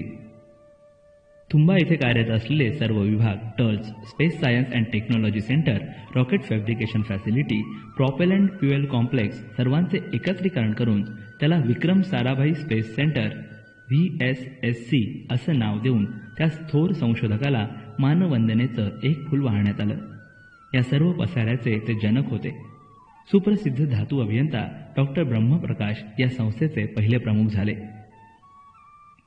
आमची राटो सिस्टीम 8 ऑक्टोबर 1972ला उत्तर प्रदेशातील बरेली येथील हवाई दलाच्या केंद्रावर प्रत्यक्षात वापरली गेली. सुखई 16 हे जेट विमान 2 किलोमीटर धावून उडण्याऐवजी 66 राटोमीटर वापरून 1200 मीटरवर यशस्वी उड्डाण करू शकलं. एअर मार्शल शिवदेव सिंग आणि त्याचे विज्ञान सल्लागार श्री BD नाग चौधरी त्यावेळी हजर होते. 4 कोटी रुपयांचं परीक्षा चलन वाचवल्याबद्दल त्यांनी आमचं अभिनंदन केलं. प्रोफेसर साराभाईंमध्ये उद्योजकतेचा, देशप्रेमाचा आणि संशोधन वृत्तीचा जो दुर्मिळ मिलाप झालाय त्याला अशी मधुर फळं आली. अवकाश संशोधनाचा पाया घालतानाच प्रोफेसर साराभाईंनी अनेक पूरक उद्योगधंद्यांनाही सुरुवात केली होती. उद्योगांचा पाया नसेल तर वैज्ञानिक संशोधनाचा डोलारा सशक्त सक्षम बनू शकत नाही. Sarabhai chemicals, Sarabhai glass, Sarabhai Geigy limited, Sarabhai मर्क लिमिटेड, साराभाई इंजिनिअरिंग ग्रुप ही त्याची काही उदाहरणं होत. त्यांच्या स्वस्तिक ऑइल मिल्स या उद्योगानं तेल क्षेत्रात अनेक प्रकल्पाच्या तेलबियांपासून उत्पादन करायचे मूलभूत काम केलं. त्यापासून साबण, सौंदर्य प्रसाधनं यासारखे उद्योग पुढे फोफावले. त्यांच्या स्टँडर्ड फार्मास्युटिकल्स या उद्योगानं पेनिसिलिनचं उत्पादन सुरू केलं आणि करोडो रुपयांचं बहुमूल्य परकीय चलन वाचवलं. त्याचप्रमाणे राटोच्या उत्पादनाने उद्योग क्षेत्रात एक नवी दिशा खुली झाली. सैन्य दलासाठी लागणारं सर्व साहित्य देशांतर्गत बनवलं गेलं आणि करोडो रुपयांचे परकीय चलन वाचलं. आमच्या संपूर्ण प्रकल्पाला 25 लाखांपेक्षा अधिक खर्च आला नव्हता. 17,000 रुपयांमध्ये आम्ही एक राटो सिस्टीम बनवू शकलो होतो, ज्याची किंमत आंतरराष्ट्रीय बाजारात 33,000 रुपये होती. विक्रम साराभाई स्पेस सेंटरमध्ये SLVवरच्या कामानं आता वेग घेतला होता. वेगवेगळ्या ठिकाणी वेगवेगळे भाग बनवले जात होते. माणसे नेमून त्यांना प्रशिक्षित केले जात होतं. वेळेचं घटनाचं नियोजन केलं जात होतं. पण इतक्या मोठ्या प्रकल्पामध्ये सुसूत्रता आणण्यासाठी एका सर्वंकष प्रशासनाची गरज होती. प्रोफेसर धवन आणि डॉक्टर ब्रह्मप्रकाश यांनी संयुक्तपणे माझी या कामासाठी निवड केली. सर्वप्रथम मला दिलेल्या वेळेमध्ये घटक प्रकल्पांचे नियोजन करणं भाग होतं. सभोवती डॉक्टर गोवारीकर, मुथुनायगम, कुरूप यासारखे अनुभवी वैज्ञानिक होते. ईश्वरदास, आरव मुदन यांच्यासारखे कुशल प्रशासक होते. मग माझी निवड कोणत्या निकषावर झाली? न राहून एकदा मी डॉक्टर ब्रह्मप्रकाश यांच्याकडे या संदर्भात उच्चार केला. त्यांनी म्हटलं, दुसऱ्याच्या बलस्थानाचा तुम्ही विचार करू नका. तुलना तर नकोच नको. त्यांच्याकडून उत्तम काम करून घेण्यासाठी लक्ष केंद्रित करा. कदाचित माझं संघटन कौशल्य त्यांना महत्त्वाचं वाटलं असेल. पुढे ते म्हणाले, प्रत्येक केंद्रात काय चाललंय त्यामध्ये जास्त लक्ष घालू नका. तर एकत्रीकरण, सूत्रबद्धता हा प्रमुख मुद्दा डोळ्यासमोर असू द्या. प्रत्येक जण आपापलं काम समर्थपणे, स्वतंत्रपणे करतील. SLVच्या कार्याला खूप जणांचा हातभार लागणार आहे. तेव्हा तुम्हाला अतिशय संयमानं, सहनशीलतेनं या सर्व लोकांना सांभाळून प्रकल्प पुढे न्यायचा आहे, वेळेत पुरा करायचा आहे. मला माझे वडील कुराणातले दाखले देत त्याची आठवण झाली. कोण बरोबर, कोण चूक, कोण उजवा, कोण डावा हे काही स्वयंभूपणे ठरत नाही, तर एकमेकांच्या तुलनेनं त्याची परीक्षा होते. प्रतवारी ठरते तेव्हा माणसानं संयम बाळगावा. अशा प्रकारच्या सुसूत्रीकरणाच्या कामात येणाऱ्या अडथळ्यांची मला कल्पना होती. टीमसहित काम करणारे नेते दोन प्रकारच्या मनोवृत्ती दर्शवतात. एकासाठी काम हीच प्रमुख प्रेरणा असते, तर दुसऱ्यासाठी काम करणारे अधिक महत्त्वाचे असतात. काही जण या दोघांमधील प्रवृत्ती दर्शवतात, तर काही दोन्ही घटकांच्या पलीकडे असतात.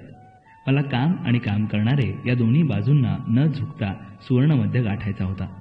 दोघांनाही एकत्र घेऊन पुढे जायचं होतं. सर्व विभाग प्रमुखांसाठी मी एक चित्रमय आदर्श स्वतः समोर ठेवला होता. प्रत्येक प्रमुख हा काम करता करता दुसऱ्याला सहाय्यभूत होईल, आपल्या अनुभवानं दुसऱ्याला श्रीमंत करेल, समस्यांची चर्चा करून त्यावर उत्तरं शोधली जातील आणि एकत्रित काम करण्यातील आनंद सर्वांच्याच वाट्याला येईल. SLV प्रकल्पाची प्राथमिक उद्दिष्ट आरेखन, विकास आणि प्रत्यक्ष कार्य अशा नेहमीच्या प्रक्षेपक वाहनाची असतात तशी होती. त्याचा प्रत्यक्ष उपयोग करून 40 किलो वजनाचा उपग्रह पृथ्वीपासून 400 किलोमीटर अंतरावर आम्ही फिरता ठेवू शकलो. सर्वप्रथम पायाभूत उद्दिष्ट निश्चित केली. प्रथम एक रॉकेट मोटार बनवायची होती. त्याच्या साहाय्यानं 4ही टप्पे उचलले जाणार होते. अतिशय शक्तिशाली अशी झटक्याने पुढे नेणारी इंधन यंत्रणा म्हणजे प्रॉपेलंट विकसित करायचं होतं. 8.6 टन वजन सहज उचलून ठराविक वेगानं ठराविक उंची गाठायची होती. अगदी थोड्या काळात प्रचंड ऊर्जा देणारं प्रॉपेलंट त्यासाठी वापरावं लागणार होतं. त्यानंतर अतिशय वेगाने जाणाऱ्या या यानाचे नियंत्रण करण्यासाठी त्या क्षमतेची वेगवेगळी उपकरणं निर्माण करावी लागणार होती. पहिल्या 3 टप्प्यांसाठी कमी उंचीवरचे नियंत्रण, वेगात जाणाऱ्या वस्तूवर प्रतिक्रिया होऊन तिच्या अनेक भागांवर परिणाम होतात त्यांचे नियंत्रण, अवकाशात उपग्रह सोडतेवेळी स्वतःभोवती भ्रमण करत पुढे जावे लागते त्या 4थ्या टप्प्यावरचा विशेष क्रियांचे नियंत्रण, असे अनेक बारकावे फक्त नियंत्रण यामध्ये होतं. श्रीहरिकोटा येथील अवकाश तळावर प्रत्यक्ष अवतरणाला अनुषंगिक अशी यंत्रणा विकसित करून चाचण्या घेणं हे एक मोठं आव्हान होतं. एखादी छोटीशी चूक अतिशय महागात पडणारी होती. अशा प्रकल्पाच्या प्रथेप्रमाणे प्रथम नियोजित वेळ नक्की करण्यात आली. 64 महिन्यात मार्च 1973 पर्यंत सर्व कामं प्रत्येक स्तरावर इतकीही चूक राहू न देता पार पाडायची होती. सर्वप्रथम सर्वसमावेशक अशा वेळापत्रकाची योजना आखली. प्रशासन अन काम याचा एक प्रकल्प अहवाल बनवला. त्यामध्ये कोणतीही उद्दिष्ट ठरवण्यात गाठण्यात येणार आहेत, वेळापत्रकाप्रमाणे कामाचे भाग पाडले जाऊन ते कसे कसे पायरीनं करत उद्दिष्ट पूर्ण करायची आहेत याचं तपशीलवार विवेचन होतं.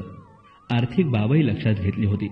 एकंदर खर्च कुठल्या टप्प्यापर्यंत किती आणि कसा खर्चला जाणार आहे याच्या सविस्तर नोंदी होत्या. प्रत्येक विषयातला एक तज्ज्ञ बोलावून सल्लागार समिती स्थापन केली. सर्वशी DM Rane, Muthu नायगम, TM Pralhad, AR आचार्य, SC गुप्ता, CL अंबाराव ही त्यातली काही नावं. या सर्वांनी रॉकेट मोटर्स, सामग्री, बांधणी, नियंत्रण, मार्गदर्शन, इलेक्ट्रॉनिक्स, उड्डाण या सर्व क्षेत्रात मला सहाय्य करायचं आनंदानं कबूल केलं. डॉक्टर ब्रह्मप्रकाश यांनी स्वतः निवड करून मला आर्थिक अधिकारी बहाल केले. पवित्र कुराण सांगतं, अनेक नव्या गोष्टी त्याच्याकडून दाखवल्या जातात.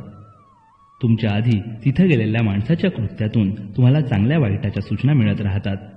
या सर्व बुद्धिमान कर्तृत्ववान लोकांशी मी ज्ञानाची देवघेव करू शकलो. अल्लानं माझ्यासाठी नेमलेलं काम माझ्या हातून पूर्ण व्हावं म्हणून त्यानंच निर्मिलेली ही माणसं माझ्या भोवती आली. तो सर्व घडवून आणतो, त्याला सर्व समजतं. आम्ही 3 गट बनवले. एक प्रकल्पाचे प्रशासन सांभाळणार होता, एक एकत्रीकरण आणि चाचण्या घेणार होता आणि एक दुय्यम उपकरणं विकास करत बनवणार होता. पहिला गट योजना, आर्थिक बाबी, दुय्यम उपकरणांचे आरेखन, कच्चा माल, तो पक्क्यात बदलण्यासाठी लागणारी यंत्र पुरवणं, उत्पादनाची पातळी उच्च राखणं वगैरे अनेक गोष्टी सांभाळणार होता. दुसऱ्या गटाला SLV 3च्या उड्डाणासाठी लागणाऱ्या सामग्रीची यादीसह तजवीज करणं, प्रत्यक्ष उड्डाणतळाची तयारी करणं, सर्व मेकॅनिकल आणि हवाई शास्त्रातील एकत्रीकरणाच्या समस्या हाताळणं अशी कामं सोपवली होती. तिसऱ्या गटाला स्क्रूपासून VSSCच्या कोणत्याही विभागात कुणाकडून किती वेळात छोटे पार्ट बनवून घ्यायचे आणि ते वापरून सर्व सबसिस्टीम म्हणजेच उपयंत्रणा बनवायच्या. कोणतंही काम कुणाकडे सोपवायचं, प्रत्येक माणसाच्या अंगभूत कौशल्याचा व्यवस्थित कमाल वापर करून घ्यायचा यावर लक्ष केंद्रित करायचं होतं. या सर्व कामांसाठी मी 275 अभियंते आणि संशोधकांची मागणी केली, पण फक्त 50 मिळवू शकलो. या सर्वांनी जर आपल्या कुवतीच्या कमाल मर्यादेपर्यंत श्रम केले नसते तर सगळा प्रकल्प बासनात पडून राहिला असता. त्यातले काही तरुण अभियंते नंतर फार मोठ्या ताकदीची माणसं बनली. MS.R. देव, जी माधवन नायर, S. श्रीनिवासन, US. सिंग, सुंदरराजन, अब्दुल मजीद, वेदप्रकाश संदलास, नबुंद्री, शशिकुमार, शिवधनु पिल्ले असे अनेक अभियंत्यांनी स्वतंत्रपणे उत्कृष्ट काम केलंच, पण एक टीम म्हणूनही फार चांगलं काम केलं. एकमेकांच्या कामाचं ते कौतुक करत, समस्यांबद्दल चर्चा करत, यशाचा आनंद एकत्रितपणे घेत. त्यामुळे सर्वांचेच मनोधैर्य वाढतं राहिलं. कधी अपेक्षित परिणाम मिळाले नाही तरी कोणी नाउमेद झालं नाही. एकमेकांच्या तरुण सहवासात उत्तेजन मिळत राहिल्यानं नैराश्य झटकन दूर होई आणि पुन्हा नव्या उत्साहानं कामाला जुंपून घेणं शक्य होई. त्यातील प्रत्येक जण आपल्या स्वतःच्या क्षेत्रात बुद्धिमान, विशेषज्ञ म्हणून ख्यात होता. त्यामुळं प्रत्येकाला आपापल्या स्वातंत्र्यावर कुणाचे अतिक्रमण चालत नव्हतं. अशा बुद्धिमंताचा गट सांभाळणं म्हणजे तारेवरची कसरत होती. प्रत्यक्ष काम करताना आणि कामाव्यतिरिक्तही त्यांच्याशी जपून वागावं लागे. त्यांच्या कार्याचा पाठपुरावा करत राहावं लागे, पण ढवळाढवळ करून चालत नसे. कामाव्यतिरिक्त त्यांच्यावर विश्वास टाकून पुढच्या कामासाठी त्यांना प्रवृत्त करावं लागे. प्रकल्प प्रमुखाने फार लक्ष घातलं तर तो ढवळाढवळ करतो, कामाची फार चिंता करतो असं समजलं जाईल. आणि सर्व त्यांच्यावर सोपवून काहीच लक्ष दिलं नाही तर आपली जबाबदारी टाळत आहे, त्याला काम होतं की नाही याची चिंताच नाही असा ग्रह होई. अशी तारेवरची कसरत त्यांना त्यांच्या कनिष्ठांबद्दल आणि मला त्या सर्वांबद्दल करावी लागेल. पण त्यामुळे आम्ही खूप काही शिकू शकलो. अनुभवासारखा गुरु नाही. त्यातील बरेच जण पुढे देशाच्या अतिमहत्त्वाच्या प्रकल्पांवर प्रमुख म्हणून नेमले गेले. MS.R. Dev augmented satellite launch व्हेकलचे प्रमुख झाले. Madhavan Nair polar satellite launch व्हेकलचे प्रमुख आहेत, तर संदलास, शिवधनु पिल्ले DRDO हेडक्वार्टर्सचे उच्चतम अधिकारी आहेत. अशा उच्च जागी ते पोचलेत कारण त्यांनी सतत केलेले श्रम, त्यांची खडकांसारखी अविचल मनाची शक्ती आहे. ती सर्व अत्यंत बुद्धिमान, असामान्य गुणवंतांची टीम होती. SLV-3 प्रकल्पाचा प्रमुख म्हणून काम स्वीकारल्यानंतर मला माझ्या दिवसाचेही काटेकोरपणे नियोजन करणं आवश्यक बनलं. काम एकत्रित करणं, साधनांची उपलब्धता पाहणं, पत्रव्यवहार, झालेल्या कार्याचा आढावा, पुढील कामासाठी द्यायच्या सूचना, प्रत्येक कामाची संबंधितांकडून माहिती घेणं अशी अनेक कामं असत. आणि प्रत्येक कामासाठी वेळेचा एक कप्पा मी राखून पूर्ण दिवस प्लॅन करत असे. रोज पहाटे मी 2 किलोमीटरचा फेरफटका घेऊन दिवसाला सुरुवात करी. त्या शांत वेळी त्या दिवसाच्या नियोजनाबद्दल एक रूपरेषा मनाशीच आखून घेत असे. रोज 2 व 3 तरी ताबडतोबीची कामं निपटायची आणि एक तरी लांबवरच्या ध्येयपूर्तीचं काम असेल यावर माझा कटाक्ष असे. एकदा ऑफिसात शिरलो की पहिल्या 10 मिनिटात समोरच्या सर्व कागदांची वर्गवारी करायची. ताबडतोब निर्णय घ्यायचे, कागद एका बाजूला. जी कामं थोडी सावकाश केली तरी चालतील त्याचे कागद दुसऱ्या बाजूला. एखाद्या विषयाची माहिती घेण्यासाठी वाचन करावं लागे. त्याबद्दल मी पेपर्स, पुस्तके, जर्नल मागवत असे. त्यातील वेचक काढून त्या दिवसासाठी वेगळे ठेवायचं. वर्गवारी झाली की सारे समोर प्रथम आटपायच्या कामाचे कागद ओढून त्यावर लक्ष केंद्रित करत असे. बाकीचे सर्व विचार मनातून काढून टाकायचे. अशा पद्धतीमुळे जास्तीत जास्त काम एका दिवसात निपटणं मला शक्य होत होतं. SLV-3च्या प्रकल्पात 250 लहान लहान यंत्रणा होत्या. त्यातून 44 महत्त्वाच्या सबसिस्टम्स बनणार होत्या. एकूण 10 लाखांच्या आसपास सुटे भाग लागणार होते. 7 ते 10 वर्षांच्या कालावधीतील प्रत्येक दिवसाचे नियोजन करायचं होतं. आपल्या बाजूने प्रोफेसर धवन यांनी VSSC आणि श्रीहरिकोटा येथील उपलब्ध पैसा आणि काम करणारी श्रमशक्ती आमच्याकडील आज्ञा स्वीकारतील असा आदेश दिला होता. जवळजवळ 300 लहान लहान कारखान्यांकडून काम करून घ्यायचं होतं. त्यासाठी मी प्रथम नव्या पद्धतीनं प्रशासकीय वर्गवारी करून घेतली. सहकाऱ्यांना कामे वाटून ते ठराविक मुदतीत पूर्ण करण्याबद्दल आग्रहाने पहा असं सुचवलं. त्यांनाही प्रत्येक कामाचे वेळापत्रक बनवून त्याप्रमाणे अंमलबजावणी होते आहे हे कटाक्षानं पाहायला सांगितलं. आलेल्या समस्या हाताळण्यासाठी थोडा वेळ ठेवणंही महत्त्वाचं असतं. एखाद्या छोट्याशा गोष्टीसाठी महत्त्वाची कामं अडून राहतात असा नेहमी अनुभव येतो. म्हणून प्रत्येकानं लहान सहान बाबी देखील दुर्लक्षू नयेत अशाही सूचना दिल्या. प्रशासकीय कामं तसं तुलनेनं सोपं होतं. माझ्या दृष्टीनं प्रक्षेपक वाहनाची तुलना मी मानवी शरीराशी करू शकेन. नियंत्रण आणि मार्गदर्शन यासाठी गुंतागुंतीचा इलेक्ट्रॉनिक यंत्रसमूह लागतो. तो त्याचा मेंदू आहे. स्नायूंची शक्ती चलनवलनासाठी आवश्यक असते. ती म्हणजे वेगवेगळ्या स्तरांवर वापरलेली प्रॉपेलंट्स. 4 टप्पे, त्याचे वेगवेगळे भाग यांची गुंतागुंतीची रचना म्हणजे शरीर. त्याचा विचार करू लागलो की ते मला फार चित्तवेधक वाटे. या वाहनासाठी लागणारे साहित्य अनेक प्रकारचे आहे. धातू, अधातू, मिश्रधातू, मिश्रणे, सेरॅमिक्स म्हणतात ते चिनी माती सदृश अनेक प्रकार आहेत. त्यातील फक्त धातू घेतले तरी ॲल्युमिनियम, लोखंड, स्टील, वेगवेगळ्या प्रमाणांनी बनवलेले मिश्रधातू त्याचे तर असंख्य प्रकार आहेत.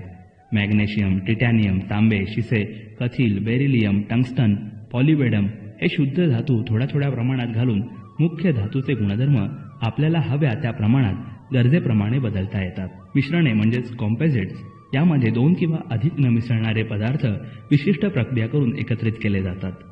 धातू सेंद्रिय आणि असेंद्रिय प्रकारांची मिश्रणे बनवता येतात. अक्षरशः असंख्य प्रकारांनी ही मिश्रणे बनवता येतात. एका जाळीदार धातूच्या पत्र्यावर वेगवेगळ्या पदार्थांचे थर देऊन हवे ते गुणधर्म असणारे मिश्रण बनवणे म्हणजे बुद्धीला चालना देणारं आव्हानात्मक असं काम आहे.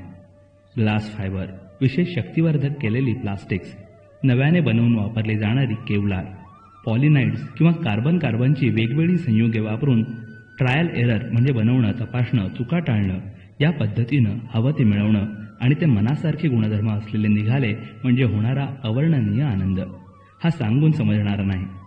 सिरॅमिक्स या प्रकारात क्ले म्हणजे चिनी माती या नावाने सर्वसामान्यांना ठाऊक असणारा पदार्थ वेगवेगळ्या मिश्रणासह भट्टीत भाजला जातो.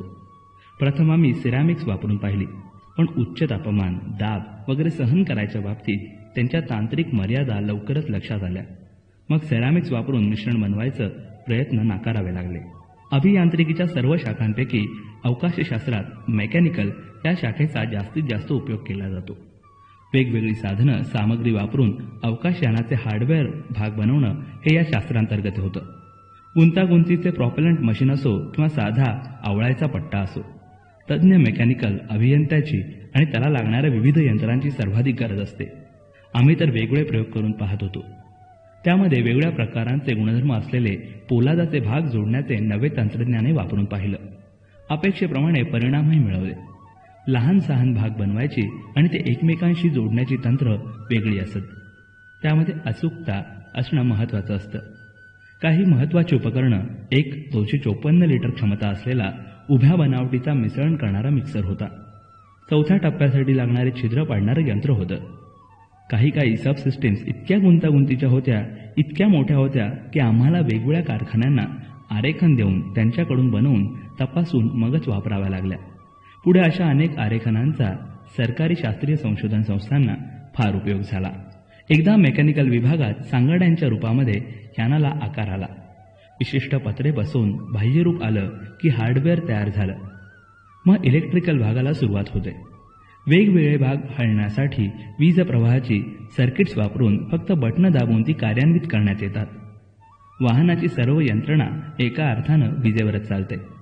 गुंतागुंत असलेले अनेक यंत्रसमूह तोल, वेग आदींचे नियंत्रण करतात. ती सुद्धा विजेवरच चालतात. या सर्वांची एकत्रित अभ्यास शाखा अवकाशशास्त्रात एव्हिओनिक्स या नावानं ओळखली जाते.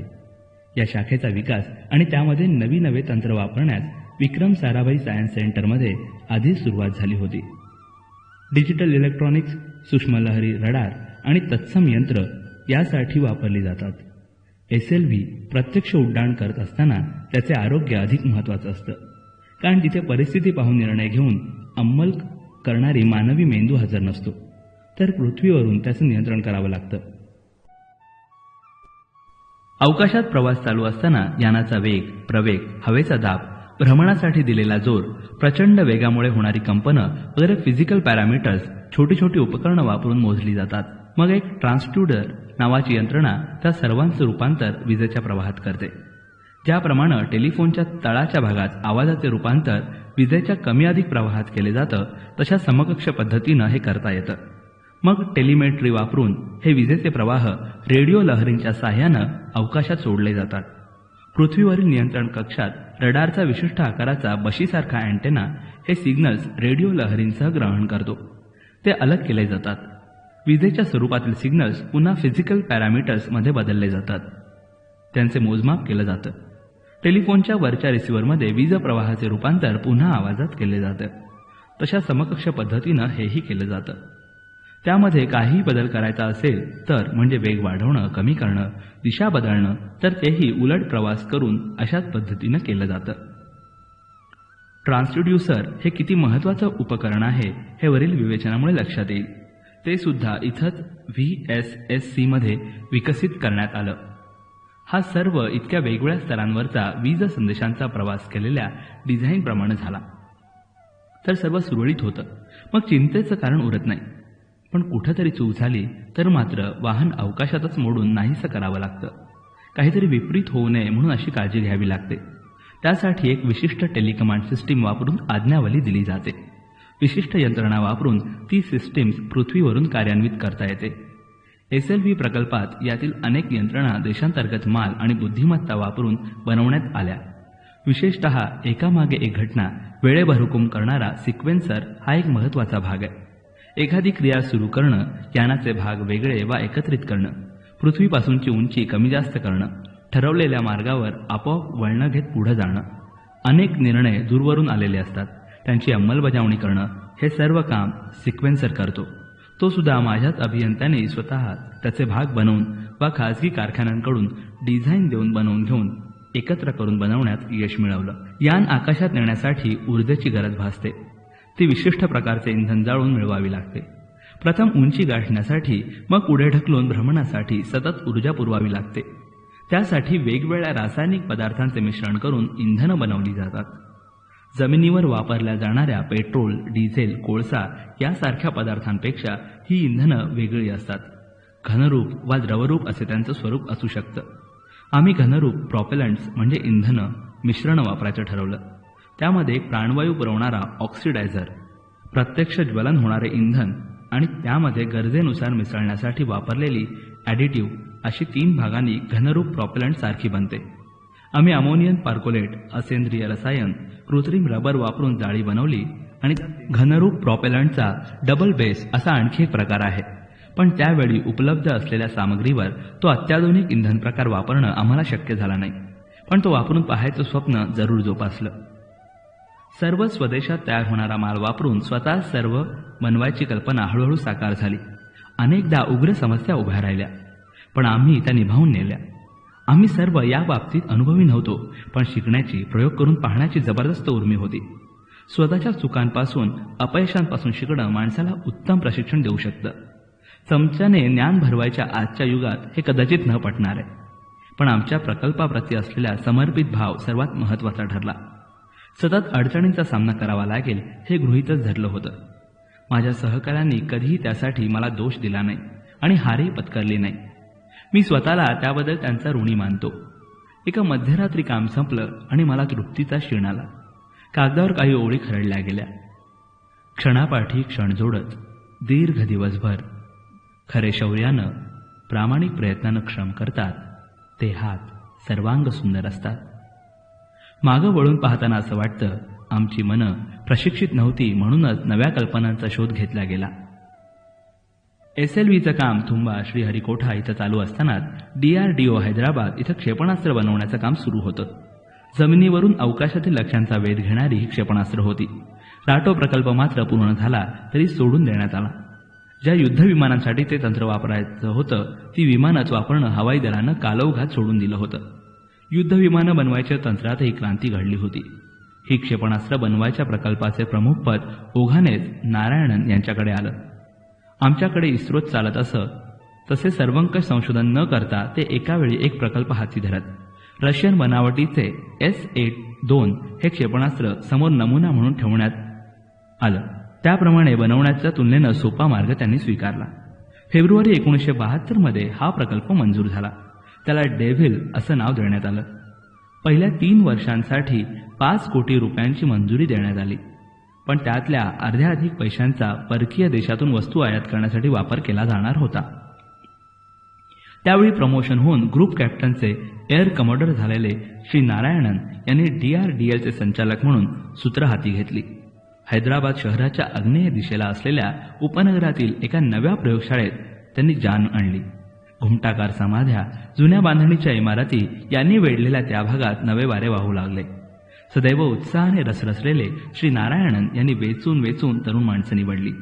मी माझ्या SLVच्या कामात गळ्यापर्यंत बुडालो होतो. मिसाईल पॅनलच्या बैठकांना हजर राहणं हळूहळू कमी होत गेलं आणि मग थांबलंच. पण श्री नारायणन आणि त्यांच्या डेव्हिल प्रगतीच्या बातम्या त्रिवेंद्रमपर्यंत पोहोचत होत्या. तिथे होणारे बदल कानावर येत होते. राठोड प्रकल्पावर काम करताना श्री नारायणन एक जबरदस्त काम करून घेणारे अधिकारी आहेत हे अनुभवाला आलं होतं. अधिकार, वर्चस्व, नियंत्रण या बाबतीत त्यांचा लष्करी खाक्या चटकन लक्षात यायचा. मला नेहमी वाटायचं त्यांच्यासारखेच अधिकारी सहकाऱ्यांकडून काम करून घेऊन उद्दिष्ट पूर्ण करू शकतात. पण त्यामुळे हाताखालचे लोक सांकामे होतात, निमूटपणे काम करतात आणि अंतिमतः ते नुकसानीच ठरतं. 1975च्या 1 जानेवारीला श्री नारायणन यांच्या कामाचा आढावा घेण्याची संधी मला मिळाली. प्रोफेसर MGK मेनन तेव्हा संरक्षण खात्याचे प्रमुख सल्लागार होते, तसेच DROचे प्रमुख होते. त्यांनी डॉक्टर ब्रह्मप्रकाशांच्या नेतृत्वाखाली एक समिती नेमली. तिच्यावर डेव्हिलचे मूल्यमापन करायची कामगिरी सोपवण्यात आली. एरोडायनामिक्सचा तज्ज्ञ म्हणून माझाही समावेश करण्यात आला. क्षेपणास्त्रांची बांधणी आणि प्रॉपेलंटची बाजू मी तपासायची होती. श्री BR सोमशेखर आणि विंग कमांडर P कामराजू माझे सहाय्यक होते. डॉक्टर RP शेणॉय आणि प्रोफेसर IG शर्मा इलेक्ट्रॉनिक्स यंत्रणा तपासणार होते. 1 आणि 2 जानेवारी 1975 मध्ये त्यानंतर 6 महिन्यांनी असे 2 वेळा आम्ही एकत्रितपणे नारायणन यांच्या नेतृत्वाखाली चाललेली डेव्हिलची बांधणी अभ्यासली. तिथल्या अधिकाऱ्यांशी चर्चा केली. प्रत्येक संशोधक आपापल्या क्षेत्रात गुरु म्हणावेत असे तज्ज्ञ होते. श्री AV रंगाराव यांची दूरदृष्टी, विंग कमांडर R गोपालस्वामींची तडफ, डॉक्टर I अच्युतरावांचा निटसपणा, श्रीजी गणेशन यांची नाविन्याची प्रेरणा, श्री S कृष्णन यांचा विचारांचा थेटपणा, श्री आल बालकृष्णन यांचे बारीक सारीक तपशील अचूक ठेवण्यातली सफाई, श्री JC भट्टाचार्य यांचा साधेपणा, लेफ्टनंट कर्नल R स्वामीनाथन यांची किचकट गोष्ट सरळ तपासत पुढे जायची हातोटी, लेफ्टनंट कर्नल VJ सुंदरम यांची प्रशासनाच्या अंमलबजावणीतील सफाई. ते सर्व बुद्धिमान, कार्यनिष्ठ, समर्पित वृत्तीचे लोक होते. काही हवाई दलातील कर्मचारी तर काही शहरी प्रयोगशाळेतील संशोधक होते. आपापले काम चोख करण्यात कुणी कुचराई करत नव्हता आणि सर्वांनाच भारतीय बनावटीचे क्षेपणास्त्र आपण बनवायचे या ईर्षेनं सहकाराची भावना वेढून राहिली होती. मार्च 1975 मध्ये त्रिवेंद्रम येथे शेवटची मीटिंग घेतली. कामाचा वेग समाधानकारक होता. एक एक भाग बदलत भारतीय बनावटींचे क्षेपणास्त्र बनणंही व्यवस्थित होत होतं. फक्त द्रवरूप इंधनासाठी वापरायची यंत्रणा वेळ घेणारी होती. भारतीय संशोधकांच्या चमूनं क्षेपणास्त्रांची बांधणी आणि तिचं प्रक्षेपण करायची जमिनीवरील यंत्रणा नियंत्रण प्रणालीसह दिलेल्या उद्दिष्टांच्या बरीच जवळ आणली होती. फक्त एक एक भाग सुटा करून त्याचप्रमाणे बनवत गेल्यानं डिझाईन अभियंत्यांची स्वतःची अशी कौशल्य यात वापरली नव्हती. VSSC मध्ये प्रत्येक भाग आरेखनापासून स्वतंत्रपणे बनत असल्यानं हळूहळू विकास पावत असल्यानं करणाऱ्याला त्याबद्दल पूर्ण तपशील ठाऊक असत.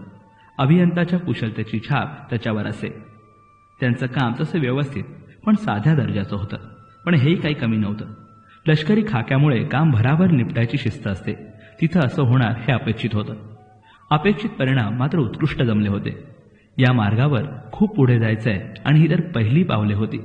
मला शाळेतील एक कविता आठवली. काळजी नको, क्षोभ नको, हृदयी खंत नको, संधीची नुकती कुठे सुरुवात आहे, अजून सर्वोत्तम ते सुरू व्हायचंय, अजून सर्वोत्तम केलेलं नाही. आमच्या समितीनं संमती दिली आणि डेव्हिलच्या पुढील कामासाठी हिरवा कंदील मिळाला. प्रकल्प पुढे चालू ठेवण्यात आला. इकडे VSSCला प्रक्षेपक वाहन SLV हळूहळू बाळसे धरत होतं. DRDL सारखं आमचं काम भराभरा पुढे सरकत नव्हतं, पण प्रत्येक जण कामाच्या बाबतीत अधिक परिपूर्ण होता. स्वतःसाठी स्वतंत्र वाट बनवत पुढे जाणं नेहमीच सावकाश होतं. एकमेकांशी सुसंवाद साधत स्वतंत्रपणे पुढे जाणं हा माझ्या प्रकल्पाचा मूलमंत्र होता. माझ्या सहकाऱ्यांशी सतत चर्चा होत असत. उद्दिष्ट गाठण्यासाठी प्रत्येकाचं काम महत्त्वाचं आहे असं मी त्यावेळी ठसवत असे. सर्वांच्या सहकार्याशिवाय ती गाठली जाणार नाहीत हेही मला ठाऊक होतं. कनिष्ठ असले तरी त्यांनी केलेल्या सूचनांचा विधायकपणा मी तपासून विचारात घेत असे आणि गरज पडली तर कमीपणा न मानता अंमलातही आणत असे. त्यावेळी केव्हा तरी मी माझ्या रोजनिशीत लिहून ठेवलं होतं. काळाच्या किनाऱ्यावर तुमची पावलं ठसवायची असतील तर ती फरफटू नका. अनेकदा दोन व्यक्तींमधले संभाषण आणि संवाद यात आपण गफलत करतो.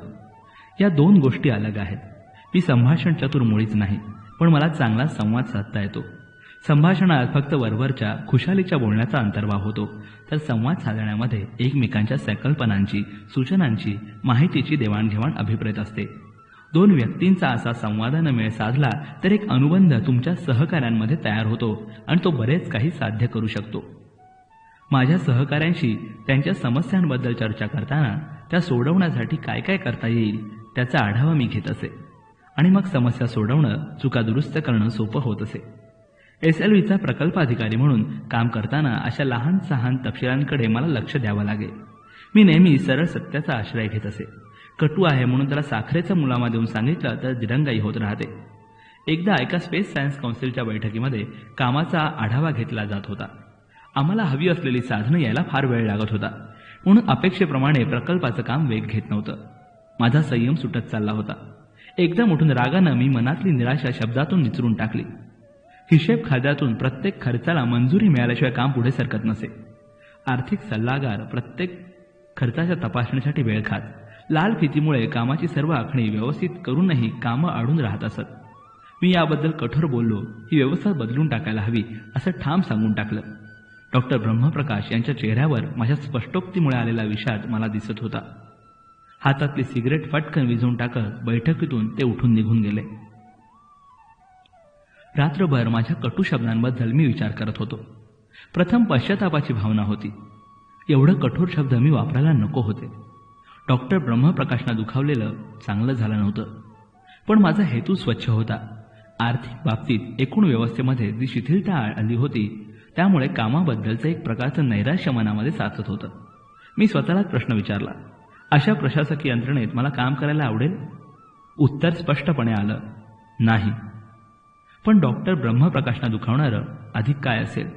माझे कठोर शब्द की SLV प्रकल्पाचं अपयश. माझ्या बुद्धीने आणि हृदयाने एकमेकांना निर्णय दिला. तू केलंस ते बरोबरच केलंस. अपयश त्यांना अधिक दुःख देईल. मग मी देवाची प्रार्थना केली, मदत मागितली. दुसऱ्या दिवशी सकाळी डॉक्टर ब्रह्मप्रकाशनी आर्थिक मंजुरीची व्यवस्था आमच्या हवाली केली. ज्यानं एखाद्या काम करणाऱ्या टीमचं नेतृत्व स्वीकारलं आहे त्याला यशस्वी होण्यासाठी पुरेसं स्वातंत्र्य हवं, अधिकार हवा आणि त्याचा स्वतंत्र प्रभावही पडायला हवा. माझ्या मते जीवनातील वैयक्तिक यशाचा, समाधानाचा मार्गही हाच आहे. स्वातंत्र्यासह जबाबदारी हा सुखाचा मार्ग आहे.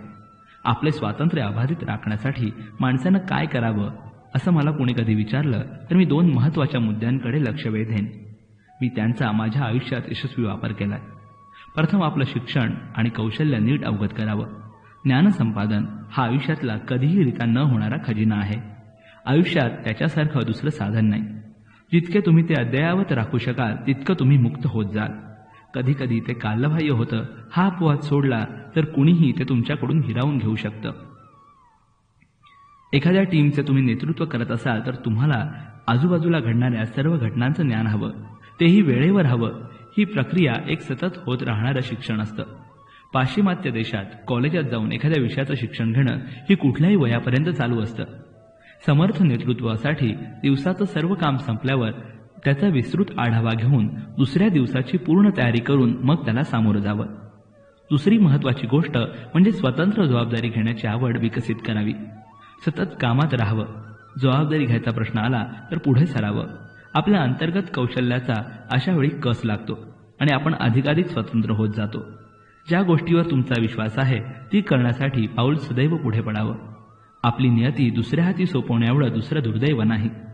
सुप्रसिद्ध इतिहासकार एडिथ हॅमिल्टन ग्रीसमधील ॲथेन्सचा पडाव झाला त्याबद्दल म्हणतात, ज्या स्वातंत्र्याची आस ॲथेन्सच्या जनतेनं बाळगली ते जबाबदारीपासून स्वातंत्र्य होतं. त्या वेळेपासूनच ॲथेन्स परतंत्र झाले आणि पुढे केव्हाच स्वतंत्र होऊ शकलं नाही. स्वातंत्र्य अबाधित राखण्यासाठी आपण खूप काही करू शकतो. ज्या शक्ती आपल्याला भिववू शकतात त्यांचा मुकाबला करू शकतो. जेवढी आपण आपली गुणवत्ता वाढवत नेतो तेवढं आपण स्वातंत्र्याच्या जवळ पोहोचतो आणि आपल्या हातून कधी न कल्पलेली ध्येयही साध्य होऊ शकतात. SLV प्रकल्पाला आता चांगलाच वेग आला होता. प्रोफेसर धवन यांनी प्रकल्पाच्या प्रगतीचा आढावा घेताना ज्या बैठका होतात त्यांना सर्व टीमला बोलवायचं धोरण ठेवलं होतं. प्रोफेसर धवन ध्येयवादी व्यक्तिमत्वाचे होते. सर्वांना एकत्र घेऊन सोबत घेऊन पुढे जायचं त्यांचं धोरण असे. त्यांच्याबरोबर VSSC मध्ये होणाऱ्या बैठका म्हणजे महत्त्वाच्या घटना मानल्या जात. इस्रोच्या जहाजाचे ते खरेखुरे कप्तान होते. आज्ञा देणारे, दिशा देणारे, व्यवस्थापन पाहणारे कुशल कप्तान. आपल्याला एखाद्या विषयाबद्दल नीट कळलं नाही तर ते संबंधितांना विचारून शंका समाधान करून घेत. सर्व काही मलाच समजतंय असं त्यांचा रोग कधीही नसे. आपल्या कनिष्ठ सहकार्याशी न्यायानं पण कणखर वागत. निर्णय घेण्यापूर्वी आपले मन मातीसारखं मऊ ठेवत, म्हणजे सर्वांच्या सूचना ऐकत, मतं घेत, पण एकदा का निर्णय पक्का घेतला तर त्याला घट्ट चिपटून राहत. जणू आकाराला आलेलं भांडं भट्टीतून तावून बाहेर निघालं आहे. मग ते भांडे कठीण संकटाला तोंड देण्याइतकं कणखर आणि समर्थ होईल. त्यांच्यासोबत बराच काळ काम करायचं सौभाग्य मला लाभलं. एखाद्या गोष्टीबद्दल ते सांगत असले तर ऐकणारा त्यांच्या बुद्धिमत्तेनं, विवेचन पद्धतीनं आणि विषयाच्या ज्ञानानं भारून जाईल. त्यांच्या पदव्या म्हणजे वेगवेगळ्या शाखांचा दुर्मिळ संयोग होता. गणित आणि भौतिकीची BSc पदवी, इंग्रजी साहित्यातील MA, मेकॅनिकल अभियांत्रिकीमधील BE, एरोनॉटिकल अभियांत्रिकीमधील MS आणि एरोनॉटिक्स गणित या विषयातील कॅलिफोर्निया इन्स्टिट्यूट ऑफ टेक्नॉलॉजीची डॉक्टरेट त्यांनी मिळवली होती. त्यांच्याबरोबरचा बौद्धिक वादसंवाद म्हणजे बुद्धीची धार वाढवणारा व्यायाम होता. आम्हाला सर्वांना ऊर्जा पुरवणारा स्रोत होता. आशावाद आणि करुणा त्यांच्या वागणुकीचा सहजभाव होता. स्वतःच्या चुकांचे ते कठोरपणे मूल्यमापन करत, पण दुसऱ्याच्या चुकांच्या बाबतीत ते सहनशील असत. साकल्याने विचार करून चुकीची दुरुस्ती सुचवत, आपला निर्णय देत आणि बाकी सर्व विसरून दोषी लोकांना क्षमा करत. 1975 मध्ये इस्रो सरकारी संस्था बनली. इस्रो कौन्सिलची स्थापना झाली. त्यामध्ये वेगवेगळ्या केंद्रांचे प्रमुख आणि डिपार्टमेंट्स ऑफ स्पेस मधील उच्चाधिकारी यांचा समावेश केला गेला. त्यामुळे कार्यपद्धतीत सुटसुटीतपणा आला. DOS सरकारी खाती आणि प्रत्यक्ष काम करणारी केंद्र यामध्ये सहज संबंध प्रस्थापित झाले. सरकारी खात्यामध्ये इस्रोची केंद्र दुय्यम मानली जात, पण त्याबद्दल उघडपणे कधी बोललं जात नसे. ज्यांच्याकडे प्रशासकीय सत्ता आहे आणि जिथे प्रत्यक्ष काम केलं जातं अशा दोन वेगवेगळ्या कचेऱ्या असतात. त्यामध्ये सुसूत्रता, सुसंवाद कशा पद्धतीचा असायला हवा त्याचा आदर्श इस्रोनं घालून दिला.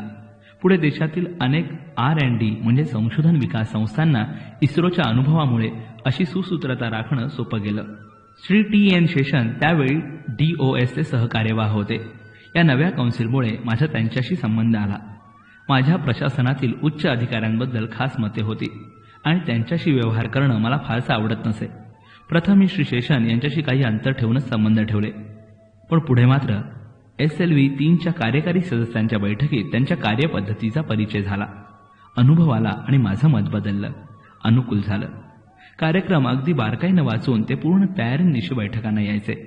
आपल्या चिकित्सक कार्यकुशलतेनं अनेक संशोधकांमध्ये ते प्रशासकीय कार्याबद्दल कुतूहल उत्पन्न करीत.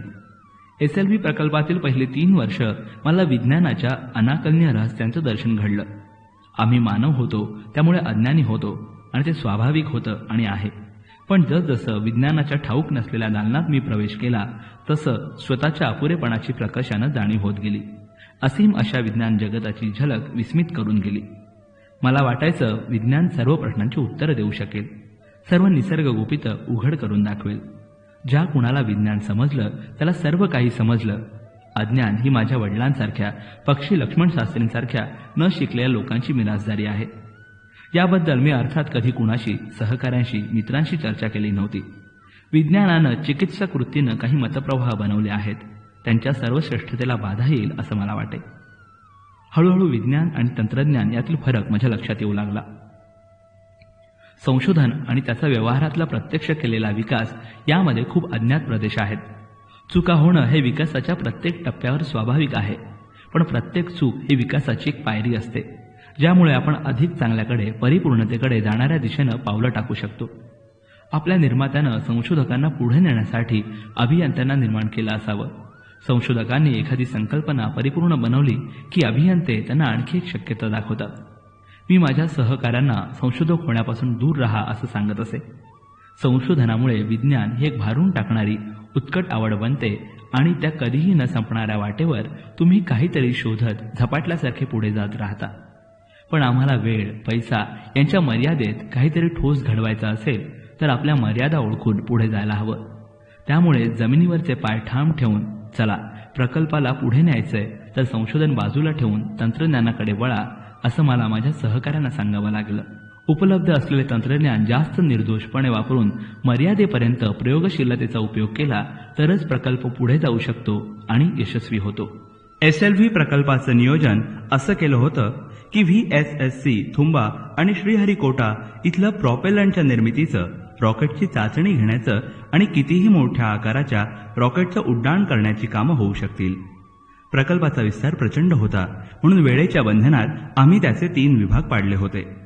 1975 पर्यंत अवकाशयानाच्या सर्व उपयंत्रणा निर्माण करणं, पृथ्वीपासून जवळ असणाऱ्या कक्षांमध्ये उड्डाण शक्य करणं, 1976 पर्यंत त्याची तयारी व्हावी आणि शेवटचं संपूर्ण उड्डाण 1978 मध्ये व्हावं.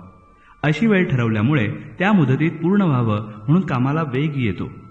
जसजशी वेळ जवळ येईल तसतसं वातावरणात एक प्रकारचा उत्साह संचारलेला जाणवत होता. मी जाईन तिथे माझ्या सहकाऱ्यांना मला काही ना काहीतरी महत्त्वाचं दाखवायचं असं. कितीतरी गोष्टी देशामध्ये स्वतंत्रपणे प्रथमच केल्या जात होत्या. आधीचा अनुभव उदाहरण नसल्यामुळे तळाच्या तंत्रज्ञानापासून सर्वांनाच एक प्रकारची चेतना मिळाली होती. प्रत्येकाच्या कृतिशीलतेतून काही ना काही नवं बाहेर येत होतं. ज्ञानाचा, कौशल्याचा सतत वापर करत राहिलं तर नवनव्या संकल्पना सुचत राहतात आणि नवनिर्माण होतं. जितके आपण आपल्या कुवतीचा वापर करत राहतो तेवढ्या त्याच्या कक्षा रुंदावत जातात. व्यक्तिमत्वाच्या विविध पातळ्यांवर आपली गुणवत्ता वाढत फुलत जाते. त्यातूनच दृष्टिकोन, वैशिष्ट्य, मूल्य, स्वभाव तयार होत राहतात.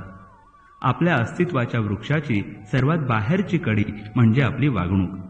रीतिरिवाज पाळायची वृत्ती असते. तिथे आपले ज्ञान आणि कौशल्य तपासता येतं. आपली समाजात असलेली प्रतिमा आणि स्वतःची स्वतःला असलेली ओळख ही मधली कडी असते. आपल्या स्वभावाची खास वैशिष्ट्य आणि आपली स्वप्न, ध्येय, जीवनाकडूनच्या अपेक्षा ही सर्वात आतली कडी असते. आपल्या कृतिशीलतेच्या मिती आपण करत असलेल्या कार्यातून मोजल्या जात असतात. जेव्हा या तिन्ही पातळ्यांवर आपण सजग राहून कार्य करतो, विचारांना कृतीची जोड देऊन सर्वस्व ओतून कार्य करतो, तेव्हा आपल्या हातून उत्कृष्ट आविष्कार घडतो. SLV 3 अजून भविष्याचा वेध घेत होतं, पण त्याच्या उपयंत्रणा हळूहळू आकाराला आल्या होत्या. जून 74 मध्ये सेंटॉर साऊंडिंग रॉकेट लॉन्च वापरून आम्ही काही उपयंत्रणांच्या चाचण्या घेतल्या. उष्णतारोधक आवरण, नियंत्रणाची प्राथमिक यंत्र, यानाची पृथ्वीपासूनची उंची मोजायची आणि ती कमी जास्त करायची यंत्रणा, सर्व एकत्रित करून सेंटॉर रॉकेट हा भाग बनतो. या तिन्हीसाठी अगदी हायटेक ज्ञानाची गरज होती. अनेक मिश्रणं, नियंत्रण यंत्र आणि सॉफ्टवेअर प्रणाली लागणार होत्या, ज्या यापूर्वी देशात कधीही वापरल्या गेल्या नव्हत्या. आम्ही जेव्हा सेंटॉर रॉकेटच्या चाचण्या घेतल्या तेव्हा त्या 100% यशस्वी झाल्या. तोपर्यंत भारतीय संशोधनाची अवकाशाच्या क्षेत्रातील मजल लॉन्चिंग रॉकेटच्या पुढे गेलेली नव्हती. या क्षेत्रातील तज्ज्ञ म्हणवणारे वेधशाळेतील उपकरणांखेरीज अवकाशातल्या कुठल्याही संशोधनाची कल्पना करू शकत नव्हते. आम्ही देशामध्ये या क्षेत्रात कुणा परक्याच्या मदतीशिवाय काहीतरी स्वतंत्रपणे करू शकतो असा विश्वास निर्माण केला. जुलै 1974 मध्ये विधिमंडळात निवेदन केलं गेलं. भारताचा स्वदेशी बनावटीचा पहिला उपग्रह बनवण्याचं काम प्रगतीपथावर असून देशातील अनेक उत्पादकांनी लहान सहान साधनं बनवून आपणही तंत्रज्ञानाच्या क्षेत्रात सरस आहोत हे जगाला दाखवून दिलं आहे. 1978 सालापर्यंत देशामध्ये संपूर्ण उपग्रह बांधणी केली जाईल आणि तो अवकाशात प्रक्षेपित केला जाईल. वेदनेशिवाय निर्मिती होत नाही हे सत्य SLVच्या बाबतीत कसं चुकीचं ठरेल? एक दिवस मी माझ्या सहकाऱ्यांसोबत पहिल्या टप्प्यासाठी वापरायच्या मीटरबद्दल महत्त्वाचं काहीतरी बोलत होतो आणि मला माझ्या कुटुंबात झालेल्या दुःखद घटनेविषयी सांगण्यात आलं. माझे मेहुणे, माझ्या बालपणाचा शिल्पकार, सल्लागार जनाब अहमद जलालुद्दीन अल्लाला प्यारे झाले होते. 2 मिनिटं तो आघात मला सुन्न करून गेला. आजूबाजूच्या परिस्थितीचं भान येऊन मी स्वतःला सावरलं आणि बोलू लागलो. माझ्या दुःखानं वाचेला जणू पंगू केलं होतं. शब्द आणि अर्थ एकमेकांचा हात सोडून भटकू लागले आणि माझं मलाच उमजलं. जलालुद्दीनच्या सोबत माझ्यामधला एक भागही अल्लाकडे निघून गेलाय. एका क्षणात बालपणाच्या स्मृतींनी माझ्या डोळ्यासमोर चित्रमय पट उलगडला. रामेश्वरमच्या देवळाभोवती आमचं एकत्र फिरणं, चंद्रप्रकाशात त्याच्या सोबतीनं पाहिलेले भरती ओहोटीच्या लाटांचे नृत्य, अमावस्येच्या रात्री अगणित ताऱ्यांनी झगमगलेलं आकाश, त्यानं दाखवलेलं समुद्रात बुडणारं क्षितिज. किती स्मृती, किती सुखदुःख. माझ्या पुस्तकांसाठी पैसे गोळा करण्यापासून सांताक्रूज विमानतळावर साश्रू नयनांनी त्याने दिलेला निरोपापर्यंत सगळ्या घडलेल्या घटना जणू भोवती फेर धरू लागल्या. स्थळकाळाचे बंधन तोडून मी जणू स्मृतींच्या भोवऱ्यात गरगरू लागलो. माझ्या वडिलांनी 100 पार केली होती. आता आपल्याहून अर्ध्या वयाच्या जावयाच्या मृत्यूचं दुःख त्यांना भोगावं लागणार होतं. माझी बहीण जोहरा 4 वर्षाच्या तिच्या मुलाच्या मृत्यूचं दुःख अजूनही ताजं होतं. त्या जखमांवर खपली धरण्यापूर्वी तिचा सहचर तिला सोडून चालला होता. त्यांच्या करुण मूर्ती माझ्या डोळ्यासमोर उभ्या राहिल्या आणि आपोआप त्यामध्ये अश्रूंची दाटी झाली. मी कसंबसं स्वतःला सावरलं. माझ्यानंतरचे अधिकारी डॉक्टर एस श्रीनिवासन यांना थोडा सूचना दिल्या.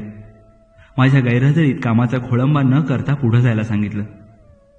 रात्रभर वेगवेगळ्या बसनं प्रवास करत मी दुसऱ्या दिवशी रामेश्वरमला पोचलो. प्रवासात जलालुद्दीनच्या स्मृतींपासून स्वतःची सुटका करून घ्यायचा प्रयत्न करत राहिलो. पण घरात पाऊल टाकलं, मृत्यूचा विंचवासारखा दंश माझ्या पायाशीच हजर होता. माझ्या बहिणीचं आणि भाचा मेहमूबचं सात्वन करायला माझ्यापाशी शब्दही नव्हते.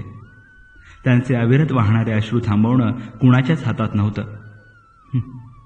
माझ्यापाशी तर अश्रूही उरले नव्हते. दुःखानं मी जणू कोरडा होऊन गेलो होतो.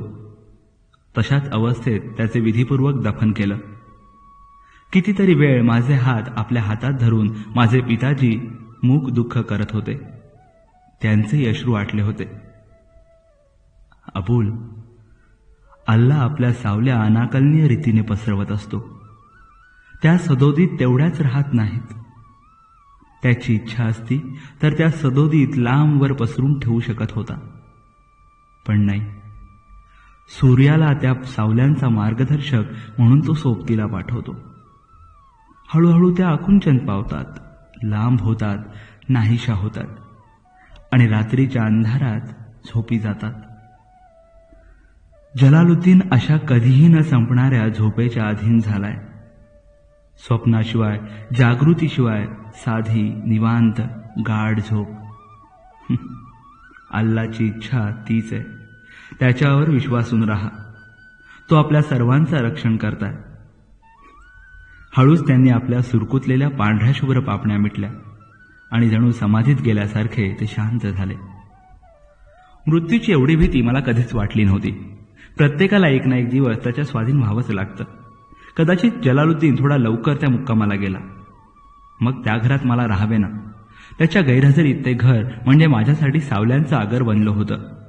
माझ्या खासगी आणि व्यावसायिक आयुष्यातील परस्पर विरोध मला भोवणून टाकत होता.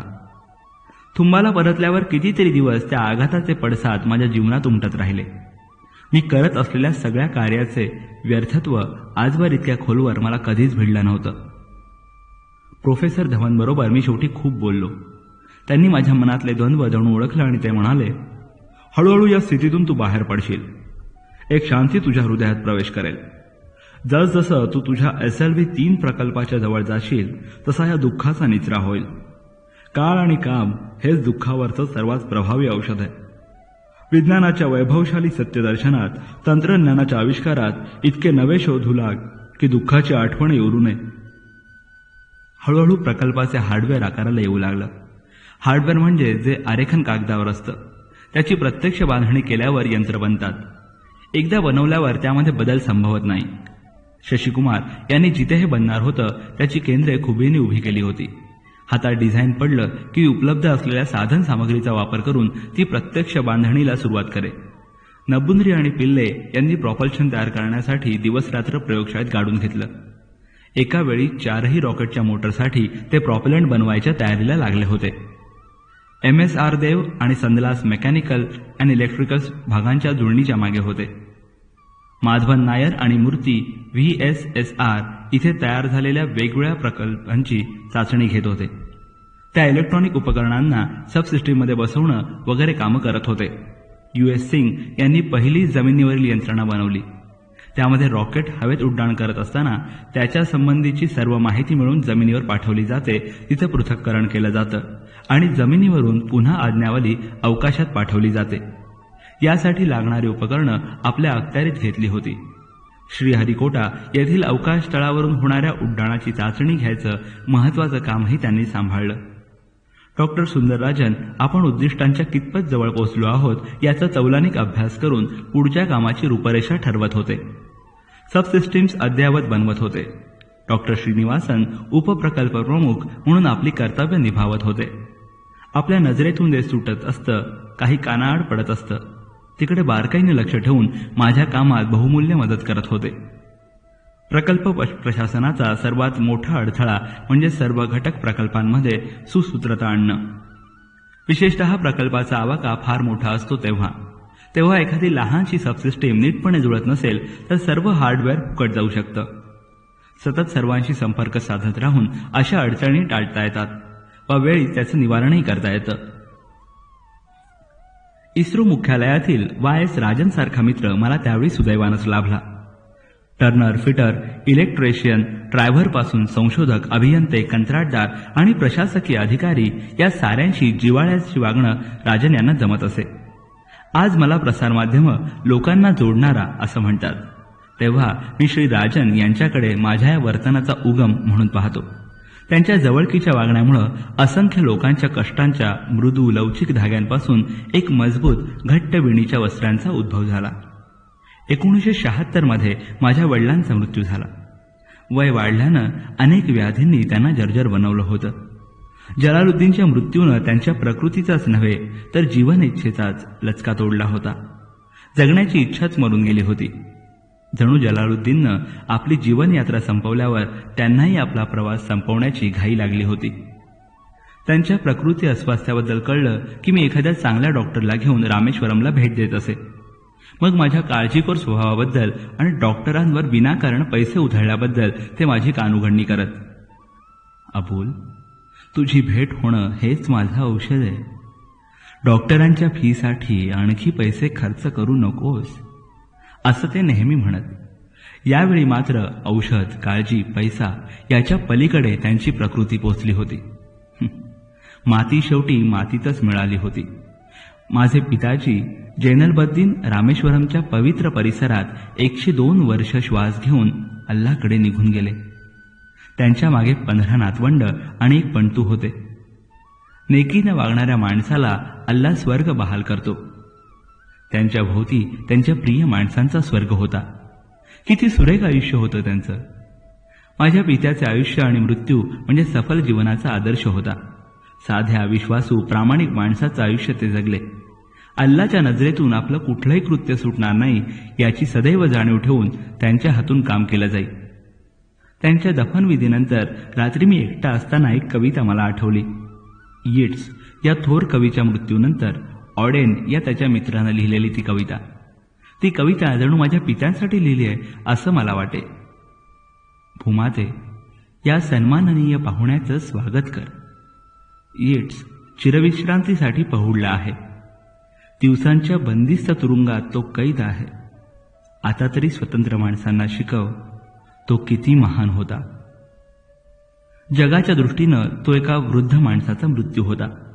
त्यांना श्रद्धांजली वाहण्यासाठी सभा झाली नाही आणि ध्वजही अर्धावर उतरले गेले नाहीत. वर्तमानपत्रांनी मृत्यूलेख लिहून त्यांना आदरांजली वाहिली नाही. ते कुणी बुद्धिवंत नव्हते की राजकीय नेते नव्हते, धनाढ्य उद्योगपती नव्हते. देवानं जसं त्यांना या पृथ्वीवर पाठवलं, साधं आणि पारदर्शक, तसंच ते शेवटच्या श्वासापर्यंत राहिले.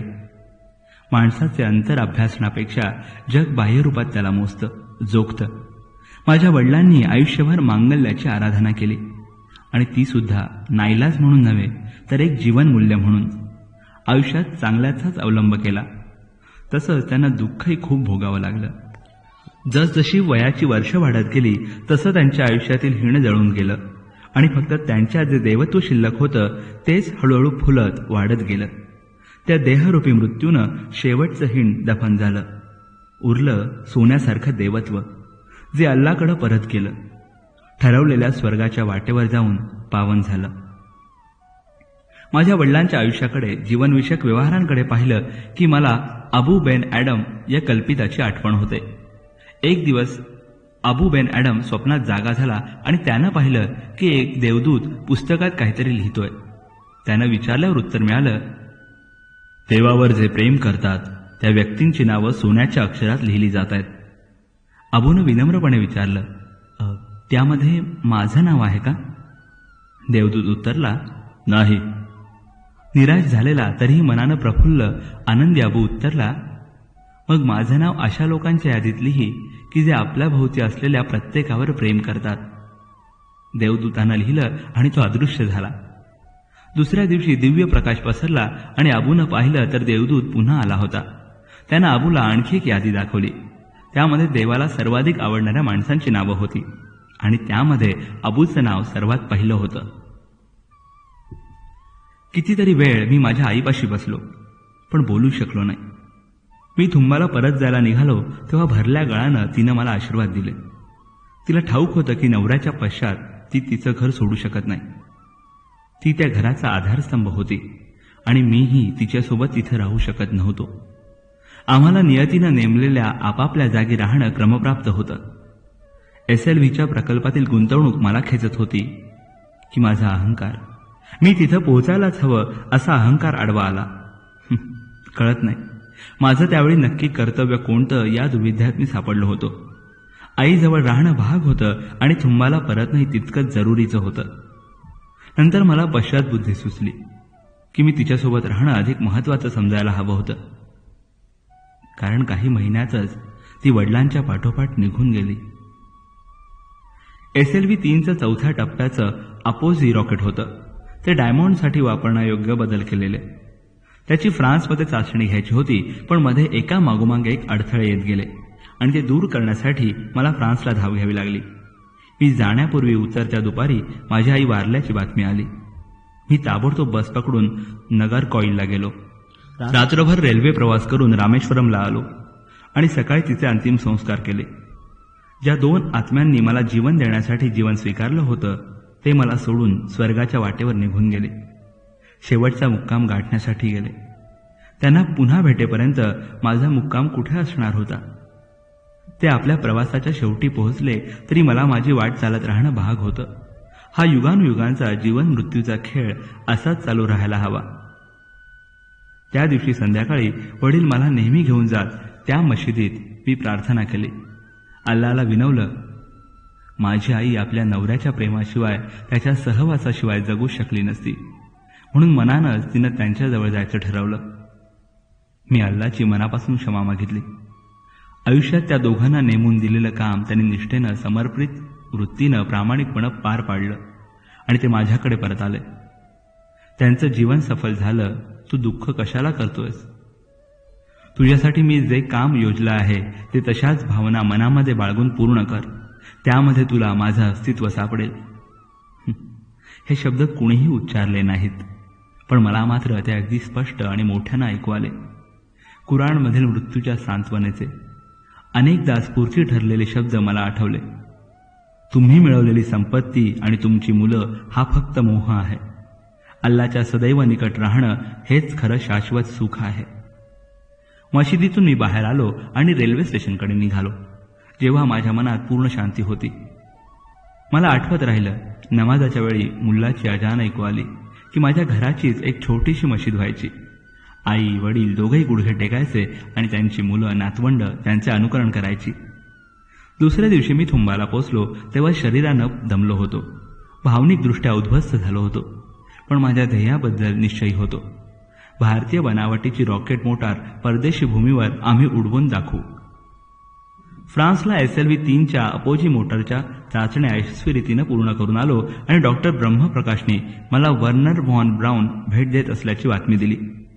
आकाशशास्त्राशी संबंधित प्रत्येकाला वर्नर व्हॉन ब्राऊन ठाऊक आहेत. दुसऱ्या महायुद्धात लंडन बेचिराख करणारी V2 नावाची संहारक क्षेपणास्त्र त्यांनी बनवली होती. युद्धाच्या शेवटच्या दिवसात त्यांना दोस्त राष्ट्रांनी पकडलं. त्यांच्या बुद्धिमत्तेचा गौरव करण्यासाठी नासाच्या अवकाश संशोधन कार्यक्रमाच्या उच्च पदावर त्यांची नेमणूक झाली. अमेरिकन सैन्य दलासाठी काम करताना त्यांनी ज्युपिटर या क्षेपणास्त्राची निर्मिती केली. 3000 किलोमीटरचा पल्ला गाठू शकणारं IRBM या प्रकारात मोडणारं ते पहिलं क्षेपणास्त्र होतं. माझ्या विषयातल्या त्या गुरुतुल्य व्यक्तीला मद्रास विमानतळावर आणायला मी जायचं असं डॉक्टर ब्रह्मप्रकाशने विचारताच मी आनंदानं फुलून गेलो. नाहीसं करणारं शस्त्र या जर्मन शब्दाचे लघुरूप म्हणून V2 असं नाव या क्षेपणास्त्राला दिलं गेलं. रॉकेट्स आणि क्षेपणास्त्राच्या क्षेत्रात V2 ची निर्मिती हा एक मैलाचा दगड मानला जातो. किंबहुना ती या क्षेत्रातली सर्वात महत्त्वाची घटना आहे. VFR या 1920च्या सुमारास स्थापन झालेल्या संस्थेतर्फे व्हॉन ब्राऊन आणि त्यांच्या समेत काम करणाऱ्या कल्पक सहकाऱ्यांनी अथक परिश्रमाच्या जोरावर त्याची निर्मिती केली. संशोधन म्हणून सुरू केलेले हे प्रयत्न लवकरच लष्कराच्या अखत्यारीत गेले आणि व्हॉन ब्राऊन हे तंत्रज्ञानविषयक अधिष्ठाता म्हणून जर्मन मिसाईल लॅबोरेटरी या कुसमसडॉर्फ येथील संस्थेत नेमले गेले. जून 1942 मध्ये V2 क्षेपणास्त्राची पहिली चाचणी घेतली गेली.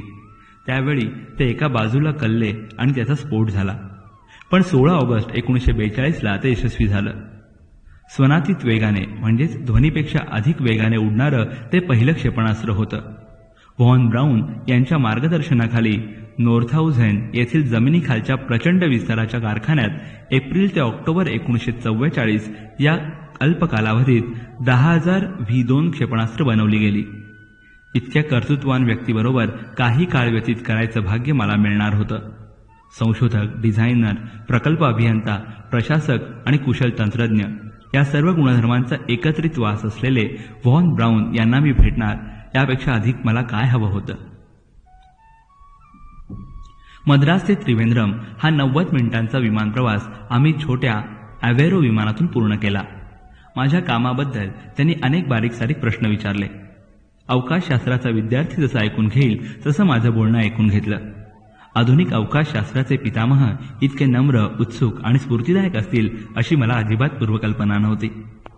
क्षेपणास्त्राच्या क्षेत्रातील एका उत्तुंग माणसाशी मी बोलत आहे असा ताण मला अजिबात जाणवला नाही. क्षेपणास्त्रांची लांबी आणि व्यास यांचा LD गुणक असतो.